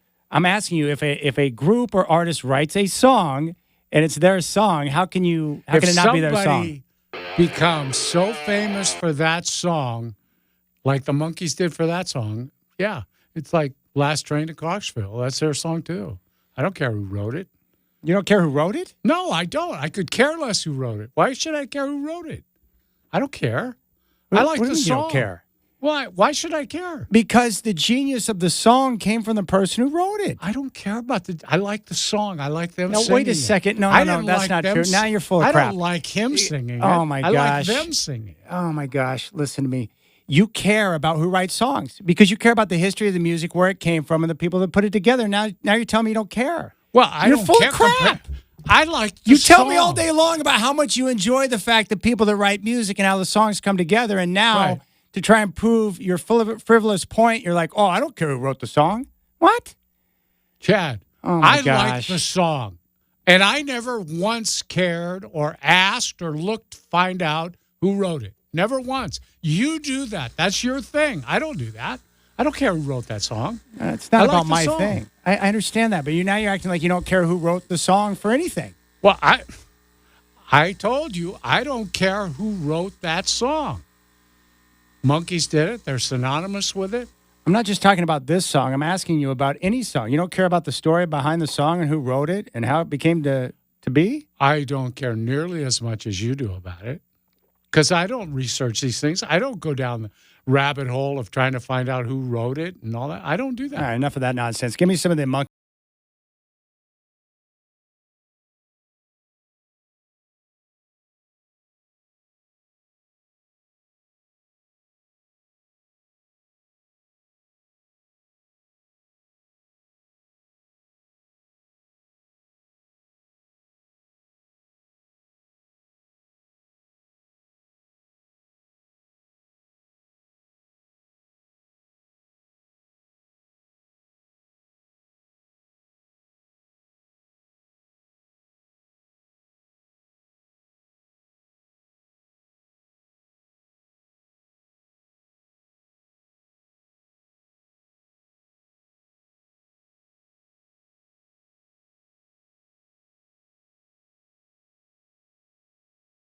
believe you when you say that Really? because I think you do care. Yeah, I think you're lying to me right Okay. now. Yeah, I'm very impressed with Neil Diamond writing that song.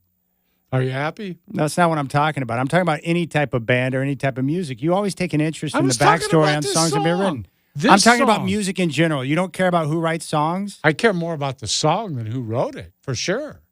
Yeah. Yeah, that means more to me. Do I like the song or not? Well, if I keep coming back to certain songs that I like, and then I realize that a majority of them are written by one particular artist, I'm like, okay, there's something with the way that they write music that clicks with my ears. So I find that quite fascinating. Yeah. I have to tell you, I don't pay that much attention to it. When you tell me these facts, it's interesting to me, but I'm not interested enough to go research that. Okay. Well, then we can agree to disagree. I believe that if someone creates a song that they wrote and they put the blood, sweat, and tears into it, that it's their song. I know you look at it differently than about 95% of the people do. Most people No, I have think no idea. I think you're the only person that doesn't look at it like, okay, who wrote the song? If you write the song and you create a song, it's your song. Chad, Neil Diamond chose to let nobody the Monkees knows record it. but you who wrote that song. That's not true.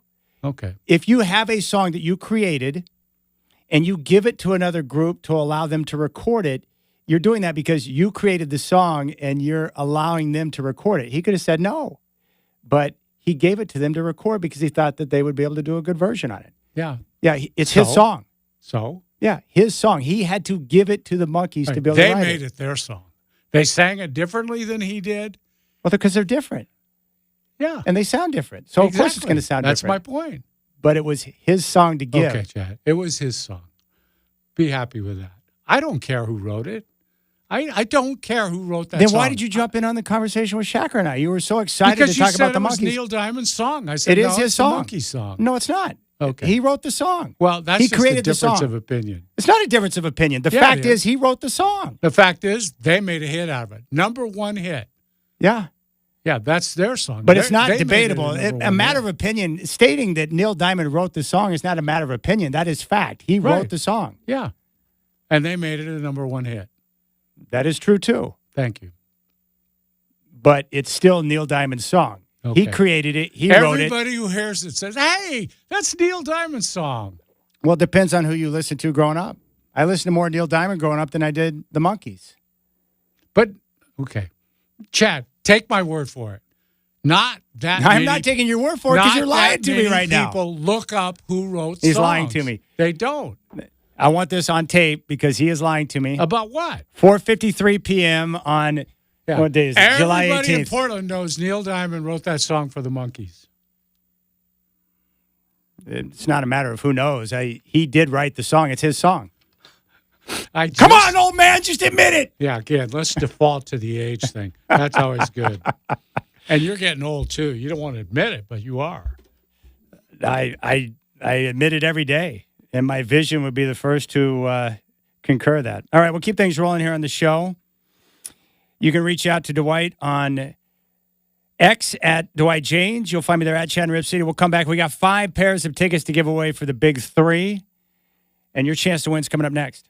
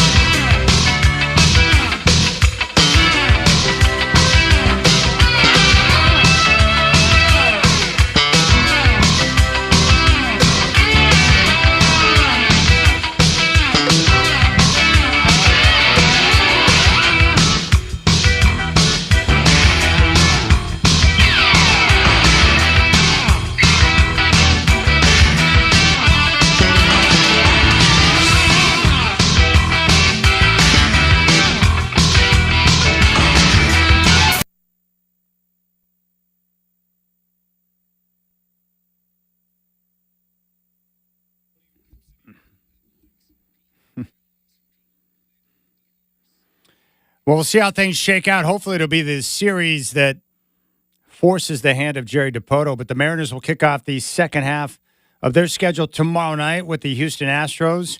Right now, the Mariners lead the AL West by 1 game over Houston. That series will be at T-Mobile Park. Luis Castillo will be on the bump tomorrow night. That first pitch is at 7:10. The Big Three coming to Moda Center on Saturday. We have 5 pairs of tickets we will give away on the show coming up next. Your chance to win here on the Rip City Drive with Dwight and Chad. Trailblazers continue their Summer League schedule tomorrow night against the Hornets. Tip-off from Vegas will be at 8. The game will be on ESPN2. Your chance to win Big Three tickets coming up next. Rip City Drive with Dwight and Chad.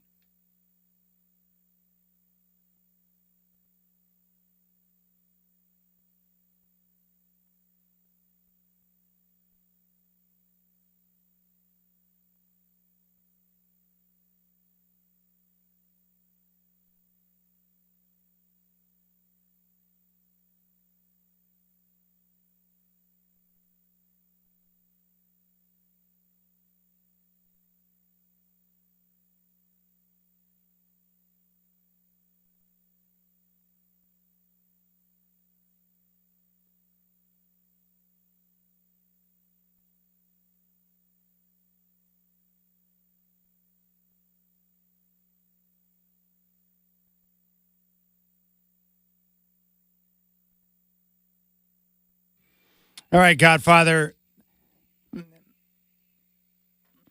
Here are the songs that Neil Diamond wrote for the Monkees. I'm a Believer, Look Out, Here Comes Tomorrow, A Little Bit Me, A Little Bit You, Love to You, and Black and Blue. So there you go. So Neil Diamond contributed multiple songs to the Monkees, but the big song out of that group, of course, I'm a Believer, who went to number 1. All right. We have tickets to give away. How many pairs? 5? And who was that? Which version was that you threw up right there? Originally recorded by Genesis. Oh, that wasn't a Genesis song. That was Ghost. So Ghost covered that song last year. I know it's a Genesis song, but it's a rockin' version of Jesus, He Knows Me. And was the one you played of I'm a Believer, was that Weezer? I haven't played that yet. I'm trying to get that in the system. What, the Weezer song? Smash Mouth. Oh, Smash Mouth. That's Smash right. Mouth. Okay, but Weezer did a version of it too, right? Yes. Okay. All right. So the Big Three coming up to Moda Center on Saturday at 1 o'clock. It's going to be pretty warm. What's the extended forecast say, Godfather? 90s? What do we get? 95 on Saturday? 89, 87? Warm? Yeah, it's, let's see. I'll check it out for you. Tomorrow looks like it's going to be a nice 87. All right. So tomorrow's looking nice. Saturday's going to be 96 degrees. You know what that means? It's a great day to be inside with the air conditioning at Moda Center at 1 o'clock in the afternoon. Yeah. That's what that means. Yeah. And so we've got the Big Three tournament at Moda Center. We have 5 pairs. 5 pairs that we want to give away right now.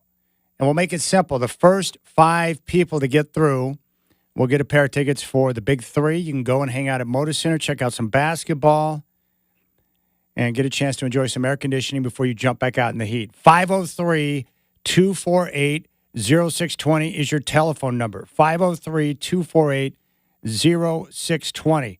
Pendleton! 503-248-0620 is your telephone number. Call now if you would like a pair of tickets for the Big Three. 503-248-0620. Call now and you can get Salmon Creek. 503-248-0620. Canby! Banks! 503-248-0620. Call now and get your pair of tickets for the Big Three, which is coming to Moda Center on Saturday, and the tip-off is at 1 o'clock. Are you going to the Big Three on Saturday? What do you got going this weekend, Godfather? Yeah, I probably will. I've got a golf lesson on Saturday, like late Saturday afternoon. Trying to find my swing somehow.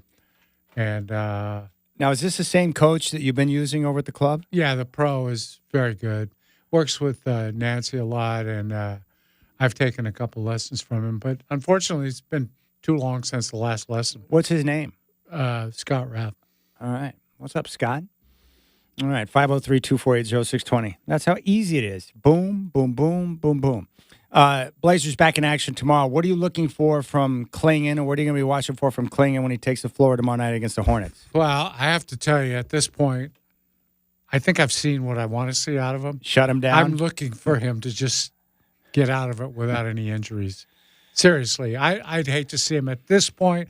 I think he has shown them what they want. If I were them, I'd say, hey, big guy, put the warm-ups on, go out, take some layups, but we're going to sit you down this game. Yeah, you don't need to push the envelope there. No, he doesn't. I don't even know who they're playing. Do you know who they're playing? Hornets. Okay. I'm trying to think of who he might be playing against. They'll have some hack out of Europe or something that could hurt him, So he's getting a nice reputation in Summer League, leading in rebounds and blocks. So that means somebody's going to come at him a little bit to just show how they can shut him down. Yeah, challenge him. Yeah. So that's the point where you probably are a little careful. All right, let's go out to Sean and Sandy, who wants to jump on board. Sean, welcome to the show, my friend. You're up. Fire away, buddy. Hey, Ed, thanks a lot, Chad. There's just a couple things I want to touch on. When you talk about Kentucky, first thing Blazer fans think of in me is Sam Bowie. Then I wanted to say that, there's a guy named Willie Nelson wrote a song named Crazy that somebody, Patsy Cline, made real famous. And nobody thinks of Willie Nelson's song, And, you got to think of if you like the song first. Yeah. And then later on, you run across and you find out who wrote it, And I just wanted to touch on that. And Willie Nelson writes some great songs, and there's a lot of people that contribute to other artists. So have a great day, and thanks a lot for letting me speak my point of view, guys. I appreciate that. Sean will always love to chime in. He respects you a great deal. He texts me constantly to tell me that. He loves the Godfather. Going back to the Kentucky thing, he thinks of Sam, and I think of Sam a lot. He was really a good guy. Unfortunate injuries. But I always think, too, of his teammate there at Kentucky at the same time, who could have been a pretty good NBA player, Mel Turpin. And Sam said back at Kentucky, they always called him Dinner Bell Mel because Mel couldn't keep his weight down enough and had a very shortened NBA career because of it. The best story about Mel Turpin is when MJ dunked on him. Yeah. He was in Utah, and MJ came down the floor and dunked on Stockton. Some Utah fan took exception and ran down the floor and said, hey, Michael, why don't you pick on someone your own size? So MJ came down the floor the next time, dunked on Turpin, who was a big man, and then he found the guy in the crowd and said, was he big enough? Now, notice that MJ did not point the guy out and have him removed from the arena. Kicked out, yeah. Yeah, he did not complain about the guy heckling him. Kevin Durant would have gone to the Supreme Court to get that guy kicked out of the arena. There is absolutely no question. He wouldn't have been able to handle some guy telling him to pick on somebody his own size. All right, I'm looking at a list. It's kind of the top Kentucky basketball players of all time. I would not have thought of this name, but someone I know well from my days in Denver, Dan Issel. Oh, yeah. Yeah. He's number one on the list. Yeah. He was a very good Kentucky player, too. They had good teams then. Issel, and this is what it says here in the piece, Issel, one of the all-time great jump-shooting big men, went on to earn a Hall of Fame plaque with the ABA's Kentucky Colonels and the NBA's Denver Nuggets. He averaged a combined 22 points and 9 boards a game for his career. He actually ended up coaching there a little bit, too, if I recall. Just a little bit, interim or something. This is well before my time. Cliff Hagan, number 2 on the list. Very good All-NBA player. I think he's Hall of Famer, too. Jamal Mashburn, number 3. Yeah. From 90 to 93. Not a surprise there. He was big time. Antoine Walker is 4th on the list. 94 to 96. Spendthrift. Yeah. Tony Delk, a fine Kentucky player, 92 to 96. Real good in college. Yeah. Not so much NBA. Rajon Rondo. Yeah. Number 6. That. Yeah. He ended up carving out a nice NBA career. We still haven't gotten to Rex Chapman yet. Frank Ramsey. No, he's a Boston Celtics 6th man. He was their first big-time 6th man. I forgot about this guy, but I know him from my days in Denver. Kenny Walker. Oh, yeah. Good penetrator, good defender. Walker. So he played from 82 to 86. It says here, one of the most dominant individual players in Kentucky history. Kenny Walker is second on the school's all-time list with just over 2,000 points. In addition, the high-flying forward pulled in 942 rebounds in his career, placing 6th in school history in that category. Good for you. I think he won an NBA dunk contest, too, if I'm not mistaken. Way back. Kenny Skywalker. That would have been he did. I remember seeing it. I think it was the one that was down in Houston. He did a sweet 360 type jam. Louis Dampier from 64 to 67. Three-point shooter. Big-time ABA three-point shooter. I forgot this name. Tayshaun Prince, 10th on the list. And some of the other guys there, Kevin Greavy, Ron Mercer, great college player, John Wall. Oh, yeah. Derek Anderson, former Blazer Derek Anderson. Yeah. Rex Chapman, 15th on the list. Oh, gosh. Come on, Rex. Boasting one of the best pure jump shots in Wildcats history, Rex Chapman was a dangerous scorer who averaged 17.6 points per game in his 2 seasons in Lexington. He also managed to shoot 40% from three-point range for his career. Chapman parlayed his marksmanship into a steady job as an NBA three-point specialist, most effectively with the Hornets, who drafted him, and the Suns, where he finished out his career. Boy, could he jump, too. He was a big-time jumper. Big time. Great athlete. One of the more explosive jumpers for a white guy I've ever seen, honestly. Yeah, he was. No question. Let's go out to Raider Mike wants to jump on board. What's up, Raider Mike? What's up, Chad? It's great to hear your voice. What's up, Godfather? How you doing? Good to have you on again, Mike. Wow. Yeah, miss you guys. It's a tradition. Although me and Chad talk offline sometimes. Yeah. I enjoyed that chat last night. Thanks for the chat last night. That was a good one, man. It was fun. Anyway, I had to jump in because there's no sports going on really out in the open on this argument about Neil. The Monkees were manufactured by Hollywood. Oh, yeah, they didn't write one song themselves everybody at all. knows that. Yeah. So, and Neil Diamond he's one of the best artists ever, period. Fantastic at what he did. And I think Holly Holy is one of the best songs ever made, as well as Brother Love's Traveling Salvation Show. I mean, he just kills those vocals, both of them. In fact, I want to sing that Friday night at the All-Star Cafe here in Gresham. And you're invited, Chad, if you want to come. I'll be there at 10 o'clock. I will bring the house down for you. Anyway, I don't know, man. What's going to go on at Troon? How long do you go on set for? Oh, I usually do about 7 songs. People pay me to sing songs for their wives and stuff. I don't pay for booze there. It's just, I am a rock star there. Everyone knows who I am. Probably 50 people come every Friday just to watch me. Or let me get this straight. You have men who pay you to sing songs to their wife. Yes, sir. Well, give me an example of a song. Times. Like, what type of song would a man choose to have you sing to their wife? Well, I'm going to give them a few to choose, like "Thank You" by Zeppelin. They usually choose "Words" by the Bee Gees, because that song is just so powerful to a woman.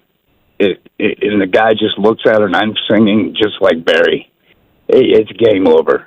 He has won the night. He's going to have one of the best nights of his life when he leaves. So, Thanks to you. Yeah. Yeah, there we go. Godfather, you're invited too, sir. Oh, and when we do finally do the Chad wearing the Raider gear, him buying that round, I want you there with him, if possible. We'll see what we can do on that. Yeah. And wait a second, Mike. Are you ready to retract your ridiculous statement that the Raiders are going to win 11 games this season?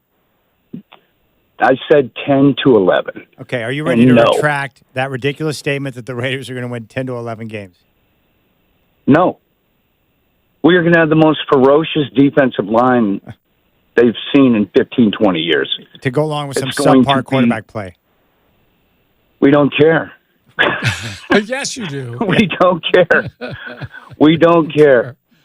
We're going to be what's fine. A quarterback? No big deal. Yeah, it's just the NFL. Who needs quarterback play? Well, Minshew can win games if Akon can't get his head screwed on right, but I think he's going to be fine.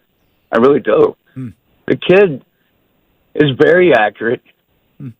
Devontae's backing him. Mm-hmm. And our defense is going to just destroy. So all he has to do is manage. Just do a good Trent Dilfer impression. And we'll put the Muppet King into the dirt several times per game and strike the fear of God in the Muppet. Because that's our goal. That's Chad's team's goal.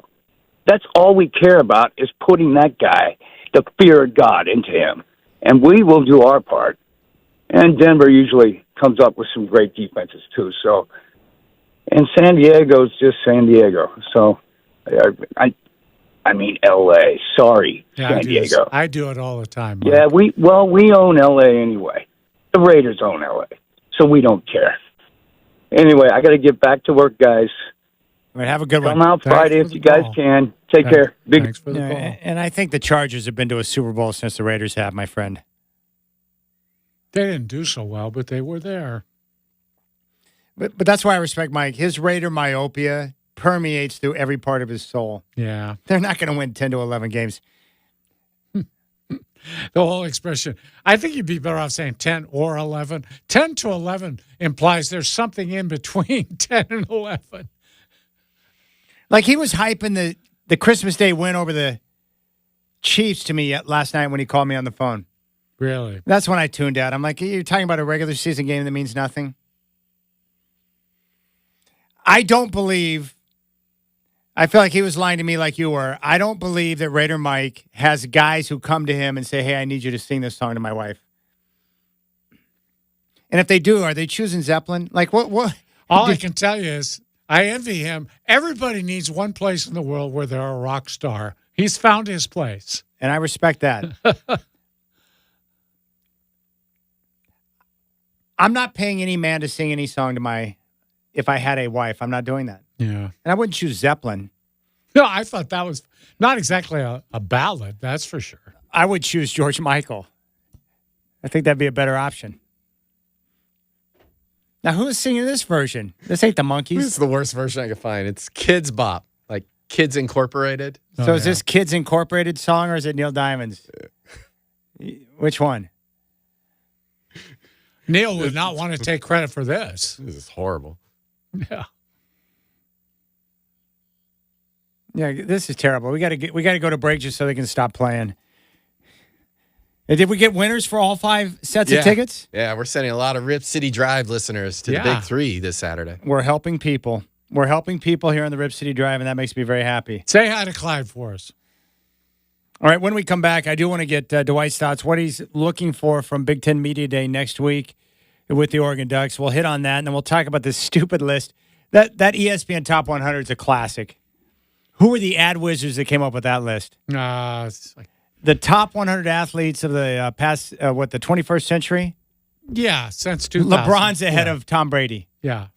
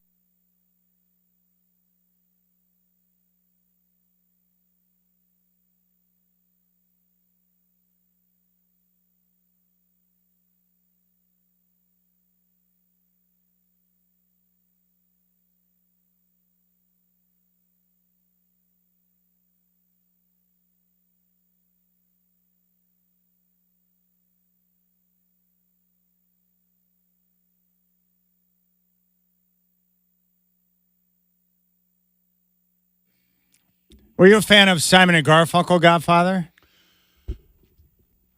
Certainly, yeah. Particularly that score they did for the movie The Graduate was fantastic. Thank you for telling me I need to watch The Graduate, by the way. You've watched it several times already, right? Yeah, after you told me to watch it. I had not seen The Graduate until you recommended it to me. It's great. I've watched it a few times. Who's Don't the, you think it was a great movie? Yeah, who's the hot mom? Catherine Ross played Mrs. Robinson. Yeah. Oh, no, she played the daughter, I think. I can't remember. Yeah, she played the daughter. Well, whoever played the mom is Yeah, that's, yeah. scandalous mom, too, by the way. Yeah. That's kind of a coming-of-age movie. Yeah, I guess. That was about the age that I think I was when I watched it, too. Plastics. Got to get into plastics. Hey, who wrote that version there? Who was that remake by? That was the Lemonheads. It's the only song I know by the Lemonheads. So is that a Lemonheads song? Well, another interesting song that people are asking me about is I Will Always Love You. Yeah. That's a Whitney Houston song. Well, it depends on how you look at it. Yeah. You're going to tell me it's a Dolly Parton song. Well, that's the way I see it. You would see it as a Whitney Houston song. I would. But what's unique about that song is both artists put it out and both artists hit number one with it. So from my recollection on that song, I do a lot of studying on Dolly Parton because she's one of the more tremendous musical talents I've ever seen. And she's beloved by everyone. She's awesome. And I still love the story that Don Henley, when he put out that Country Cass album, probably about 6, 7, 8 years ago, he did a song with Dolly Parton, and he said that he scheduled the time. They had a time to meet at the studio. And she walked in, all very polite and nice, the way Dolly does. She reared back and nailed her part one take, and then have a nice day. See ya. She's one known take. for that. Isn't she known for that? Yeah. And I told you with that song 9 to 5 that she, on the set of the movie, because she was in the movie, she was tapping her fingernails, and that's how she got the idea. She had those fake acrylics, and she got the idea for the, for the rhythm part of the song. At the beginning, you hear that sound. It sounds like fingernails. I think it's they use like a typewriter or some type of clicking to get to mimic the sound of the fingernails that she had in mind, which is pretty amazing. But that's neither here nor there. But the song, if I recall, I think I Will Always Love You, she put it out in the early 70s. I think it was in reference to a split with her partner at the time, Wagoner. I forgot the first name. Porter Wagoner. Yeah, Porter Wagoner. Yeah. My dad actually saw Porter Wagoner and Dolly at some restaurant in Omaha or something like that, and he said he was blown away by how beautiful Dolly was back in the day. He, too, liked Dolly. I think I shared this story, but I got in trouble in second grade for taking there was my parents had gone to like Branson, Missouri or something like that. Uh-huh. But they had brought back a Dolly Parton sucker that was molded in the. Tell me that. No. No, it was. The sucker Your parents brought that back? Yeah. I don't know if my parents, I would say more, it might have been more my dad, but it was molded in the silhouette of Dolly, if you can just use your imagination on that. Yes. Well, I thought that was cool when I was in second grade, so I took it to school and I got in trouble with it, and the sucker was confiscated from me. So I got in trouble for that too. And that was the same teacher I got in trouble with for making fart sounds with my armpits during the spelling test, and I was taken out in the hallway by Mr. Harrington Leo, and he gave me the old paddle. With the doors of the other classrooms open, and I was crying. Oh, yeah, they always wanted everybody else to hear that. It was almost like a deterrent to other kids. Like, if you're dumb like this dum-dum, you're going to suffer the consequences. That's what it was. Absolutely. So she wrote the song with about Porter and their breakup. It hit number one twice on the country charts back in the 70s. And then later it was recorded for The Bodyguard with, what's his name? The guy from Yellowstone and Whitney Houston. And it hit number one. It's pretty cool that you can have two different artists record the song, two different style of charts, two different genres, and it hits number one from both. There's other ones that have done that, right? I'm trying to think of what other. But what that tells me is that Whitney Houston, amazing. Dolly Parton, amazing. Two different styles, pop and country, and both number ones. Mm-hmm. Good work, ladies. But Dolly Parton's she's a one of a kind. Well, Have you met her? Have you interviewed her? no, I never have. I sure wish I would, though. I was in Gatlinburg, Tennessee, where she's from, and I'll tell you, she's a god in that town. Yeah. She's basically financed their school district and everything else. Any kids coming up, she built that amusement park there at Dollywood just so high school kids and college kids from that town would have jobs to work in the summers. That's awesome. Yeah, I think she she's grew up pretty incredible. poor. Yeah. Yeah. Now, who was it? Who's Hannah Montana again? What's her name? Miley Cyrus. Yeah, I think she's Miley Cyrus's godmother too. Oh, really? I think so. I think that she's her godmother, and So did she go with Billy Ray Cyrus at one time or something? I don't know about that. She's too good for him, so I'm going to say no on that. That's my guess. Okay. I don't know if I think Dolly's been with the same dude for a long time. Yeah. But I think that she was recently on an album. I think that she did some work together along with Miley. Like they did some songs together. So I think they're real close. So anyways, there you go. That's your Dolly history lesson there. She's fascinating, though. I'd love to interview her. Why don't you reach out to her, Godfather? What? You think I have some sort of contact with her? Yeah, just reach out to her and be like, hey, Yeah. me and my partner, Chad, we're big fans, and we'd like to talk to you sometime. Yeah, that'll work. Yeah, let's try that. Yeah. I just need to get a number. You have her number, right? No, but Isaac probably does. My son's always connecting with people that I have no Yeah. idea how he connects with. Paige Sporanic and others. Let's just put it that way. I'll see if maybe Eric Ringering has it. Eric has everybody's phone number in the country, I think. He does. He is well connected. Let's see here. All right. I can't read that on air. Sometimes I get text messages where I'm like, I think I can share that, but I can't read that. All right. Big Ten Media Days next week. Justin Myers is going to Lucas Oil Stadium in Indianapolis to cover the media days, and he'll be there with the Oregon Ducks. Like, what are you going to be looking for from Dan Lanning and the Ducks? Like, what interests you with the media days, Godfather? Well, I'm real interested in just seeing the presentation that Lanning puts forward because I'm never quite sure what he's going to do publicly in the media. I mean, I think about, remember when they played Colorado and he talked about we're playing for wins and they're playing for clicks. Man, that was a pretty pointed thing to say. And he said it to his team, but he also knew it was being videotaped and it would be played and it would get out. So he sent a very subtle message out with that. And I'm wondering if he's going to come in to Big Ten Media Day with a little bit of swagger. And it's like, yeah, we're not afraid to be here, okay? We're here, and we're here to win this conference. Or if he's going to play that, well, we're just happy to be here, and we're going to try and pick up, the old-time coaches poor mouthing. We're just the poor kids from Oregon. We're going to see what we can do. you Yeah, know? kind of like the Lou Holtz approach, Yeah, where he's like, yeah, I've looked definitely. at the tape of Navy, and man, it's going to be a tough contest. Yeah, right. And then you go out there and drop half a hundy on him. Yeah. Well, is there a right approach, or is it best to come out with? No, the right approach is be yourself. He's got to be what he is, and he's a pretty smart guy and pretty smooth guy. Yeah. So whatever he does will be right, I assume. I'm just anxious to hear what it is. How does he present himself and his team to the Big Ten? Yeah, especially in a year where Oregon's coming in first year in the conference, and they're looked at right now as a legitimate contender for the conference, along with Ohio State. Mm-hmm. I'm anxious to hear from Dylan Gabriel. Yeah, me too. Yeah, I know what he's about because I've heard him talk, but I want to hear what he thinks about this program, Lanning and the coaching staff, the way he's connected with teammates, what he thinks about the offense, the opportunity to work with Will Stein, what he thinks he's going to be able to accomplish.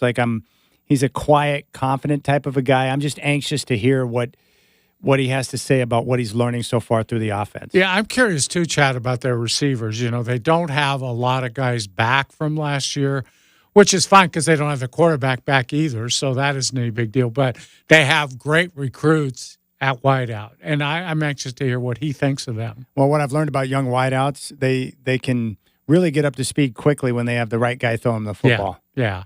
It's not a position where you need to find a fourth-year senior or something like that. You can play as a freshman and play well. Yeah, especially with the type of speed and the talent they're recruiting at that position in that offense. and they're going to be able to run the football. They're great at the line of scrimmage. Yeah, I'm expecting big things from the Ducks, and I guess what's exciting about the Big Ten Media Days is that, I mean, this is the first step into this brand new world of college football where we're going to have these new conferences, new matchups. The Ducks hosting Ohio State in a conference game early in the season, which is going to be awesome. And then we're all pushing towards the 12-team playoff. We've never seen that before, and we don't know what exactly it's going to look like, but we know it's going to be awesome. Like, to me, that excites me for the season. I'm pumped. Same thing with the Big 12. New look Big 12 with new teams that used to be in the Pac-12. They're now in the Big 12. Yeah. How's that going to shake out? And then I want to see how much Texas and Oklahoma struggles adapting to SEC-type play, going up against that type of physicality. Well, I'm curious about Colorado, to tell you the truth. I want to see what they are in year 2 of Dion. You know, he's got he turned the roster over pretty much. Like to see what they have. They talk like they're going to be a lot better. We'll see. And I want to see Shedeur. What type of improvements has he made? He'll probably be the number 1 pick in next year's draft. I want to see what type of leader he is. I want to see how he handles himself. And I especially want to see how he and some of the leaders on the team handle themselves when they hit the adversity throughout the season that most teams experience at some point. How do they deal with it? Because you know that Colorado as a whole is going to have a target on their back because they do a lot of talking. They put that target on their back. Yeah, really. They do. And I think they want that. But, you know, when you do that and you're willing to go out there and talk a lot, you got to be willing to embrace what's going to come your way because teams are going to want to make an example of you, especially Shedeur. He's a very confident young man. Mm-hmm. Do you think they're going to be good? Well, when you have a good quarterback, you have a chance to be good.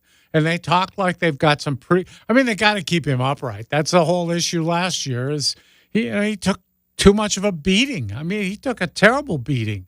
And they've got to do better in that regard. And, you know, you got his father as the head coach. You'd think the father having concerns about his son, that's the first thing he'd recruit is let's bring some offensive linemen in here who can protect my son. All right. I want to ask you about this ESPN Top 100 list. They put together an entire list. Yeah. In the end, they say that they received more than 70,000 votes from ESPN contributors to create their top 100. And this is a list that's been put together of the 21st century. So just your overall thoughts on the list as you went through it and looked at some of their top guys on the list. What did you think about their effort? Well, I kind of think they're trolling us to a degree. It's like they did some selections that were designed, I thought, to be controversial, to bring about comment, to get shows like ours to talk about them. They're looking for hits for the website. I mean, you know, when you create a list like that, there's no right or wrong, you know, and then they talk about how many thousands of votes there were. That gets them off the hook because I don't care how many votes they had. The end result is what they wanted it to be. They could do whatever they want with those votes. They could have gone right into the garbage can, you know. But, you know, I don't know. When you talk about athletes and you start including race car drivers and I don't know. Is a swimmer, is that better than Tom Brady? Certainly. Is LeBron James better than Tom Brady? No. He's not in the pantheon of greatness that Brady is in. Shohei Ohtani is way down the list for a guy who's doing things in baseball that have never been done since 1922 when Babe Ruth did them. Diana Taurasi checks in ahead of Peyton Manning. Gosh. Michael Phelps is number 1. Yeah, that's just, I don't know, Chad. Serena, number 2. Lionel Messi, 3. LeBron, 4. I just thought when the list came in, I was like, well, LeBron will be number 1 because it's ESPN. He's 4, ahead of Tom Brady, who's 5. And they had to know they were going to make sports fans in America upset when they put Messi number 3. I don't see it. 6 through 10, Roger Federer, Simone Biles, Tiger Woods at number 8. Might need to be a little bit higher on that list. Yeah. Usain Bolt, 9. Kobe at 10. I would say Bolt ought to be a little higher, too. He's unbelievable. But is Federer higher than Tiger? Joker? Yeah, Federer's number 6 and ahead of Djokovic, yes. I'm not sure about that either. Djokovic checks in at number 11. Gosh, 2 tennis players in the top 11 is pretty amazing, too. Yeah. Nadal's at 12. Oh, 3 in the top 12. Ronaldo at 13. Steph Curry at 14. Huh. Katie Ledecky at 15. Duncan at 16. Shaq at 17. Patrick Mahomes at 18. Lewis Hamilton at 19. Aaron O'Donnell checks in at 20. Aaron Donald at 20? Yeah. No, I don't think so. There you go. Thanks and a lot. Mahomes, whew, boy, I got to think I got to think he's a top 10 guy. Sidney Crosby checks in at 22. Wow. All right, we'll keep things rolling here. Rip City Drive with Dwight and Chad.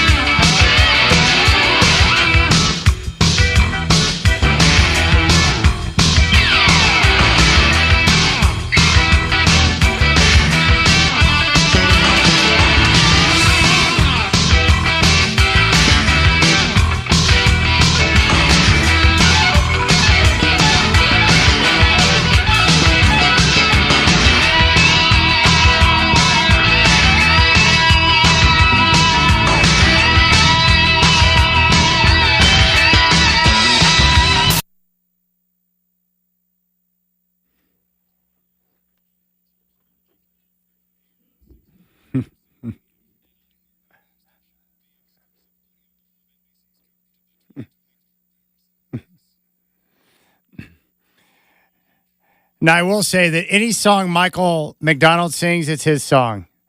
That's Michael McDonald for you. Yeah. Regardless of who wrote it? Is that what you're It doesn't saying? matter. It's his Okay. voice. All right. Michael McDonald exceeds all expectation. All right, Godfather. A couple of things here. One, props to Raider Mike, who helped us out here. He goes, Chad, that's Mel Brooks' wife, Anne Bancroft from The Graduate. Yeah. Jeez. She was smoking in that movie. Yeah, she was also in her career a very good, serious actress. She was very, I thought, well regarded as an actor. Spectacular in The Graduate. Spectacular. Yeah, for sure. All right. Mika's chimed in. You can tell the Godfather soccer is a worldwide sport, and Messi deserves to be top 5 for all he's accomplished in his sport and how many times he's done it. You know what? I don't care that it's a worldwide sport. That means nothing to me. It means nothing to me. I don't care if it's popular all over the world. It's not popular here. The first baseball player that checks in on this top 100 is number 24. Who is it? Albert Pujols. Ahead of Shohei Ohtani, Fred Freeman, any number of other Mike really good Trout. players. Aaron Judge, Mike Trout. Floyd Mayweather at 25 if you need him. Peyton Manning at number 26. Randy Moss, 27. Nikola Jokic at 28. Schumacher at 29. Trout, your second baseball player at 30, followed by Clayton Kershaw at 31.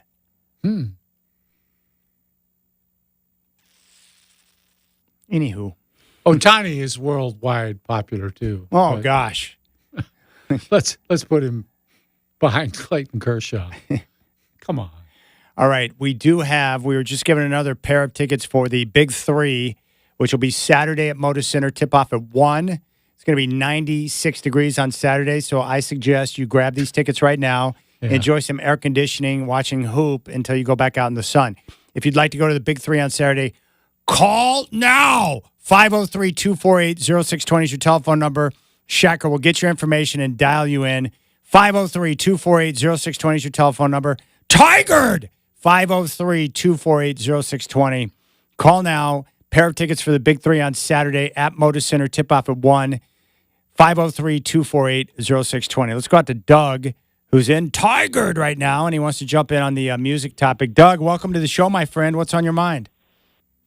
Well, first of all, I love both of you guys. Dwight, from when he was writing for the Journal, and Dwight and Chad before you went to San Francisco. Thank you. However, you are wrong, and Dwight is so right. It is the artist and not the composer. And as what I feel is the coup de grace, Blinded by the Light by Manfred Mann. I think he owns that song, and whoever composed it, kudos. That's all I have to say, and thank you. Well, wait a second. Doug, who's that in the background that's getting on the radio? That sounds like a good dog right there. That's Lily, and she's my buddy. Like your pup is yours. So. Okay, well, what kind of a dog is Lily, Doug? Lily is a Springer Spaniel. That's awesome. I have one of those ones. They're a nice dog. Nice dogs. You know, I've had a Springer Spaniel since 1990. So that's great. Well, Doug, we appreciate the phone call, my friend, and thank you for listening. Yeah, well, thank you for your show. I appreciate it. You got it. There you go. There's Doug and Tigered. You got any Manfred Mann? Is that in the iHeart system, Shacker? Play some Manfred Mann. Oh, yeah. That's a good song, Blinded by the Light. It always, it's weird, that song, it always comes up. It sounds like they're saying douche in the song.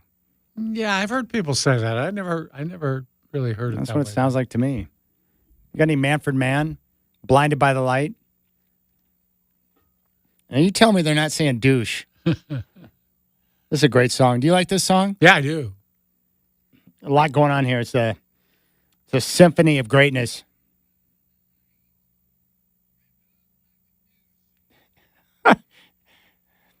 What is that word? What are they saying? I always thought it was deuce, like D-E-U-C-E, deuce. Shacker, do you think it sounds like douche? I've always thought it sounded like douche, but I saw a special on MTV about misinterpreted lyrics. It's deuce.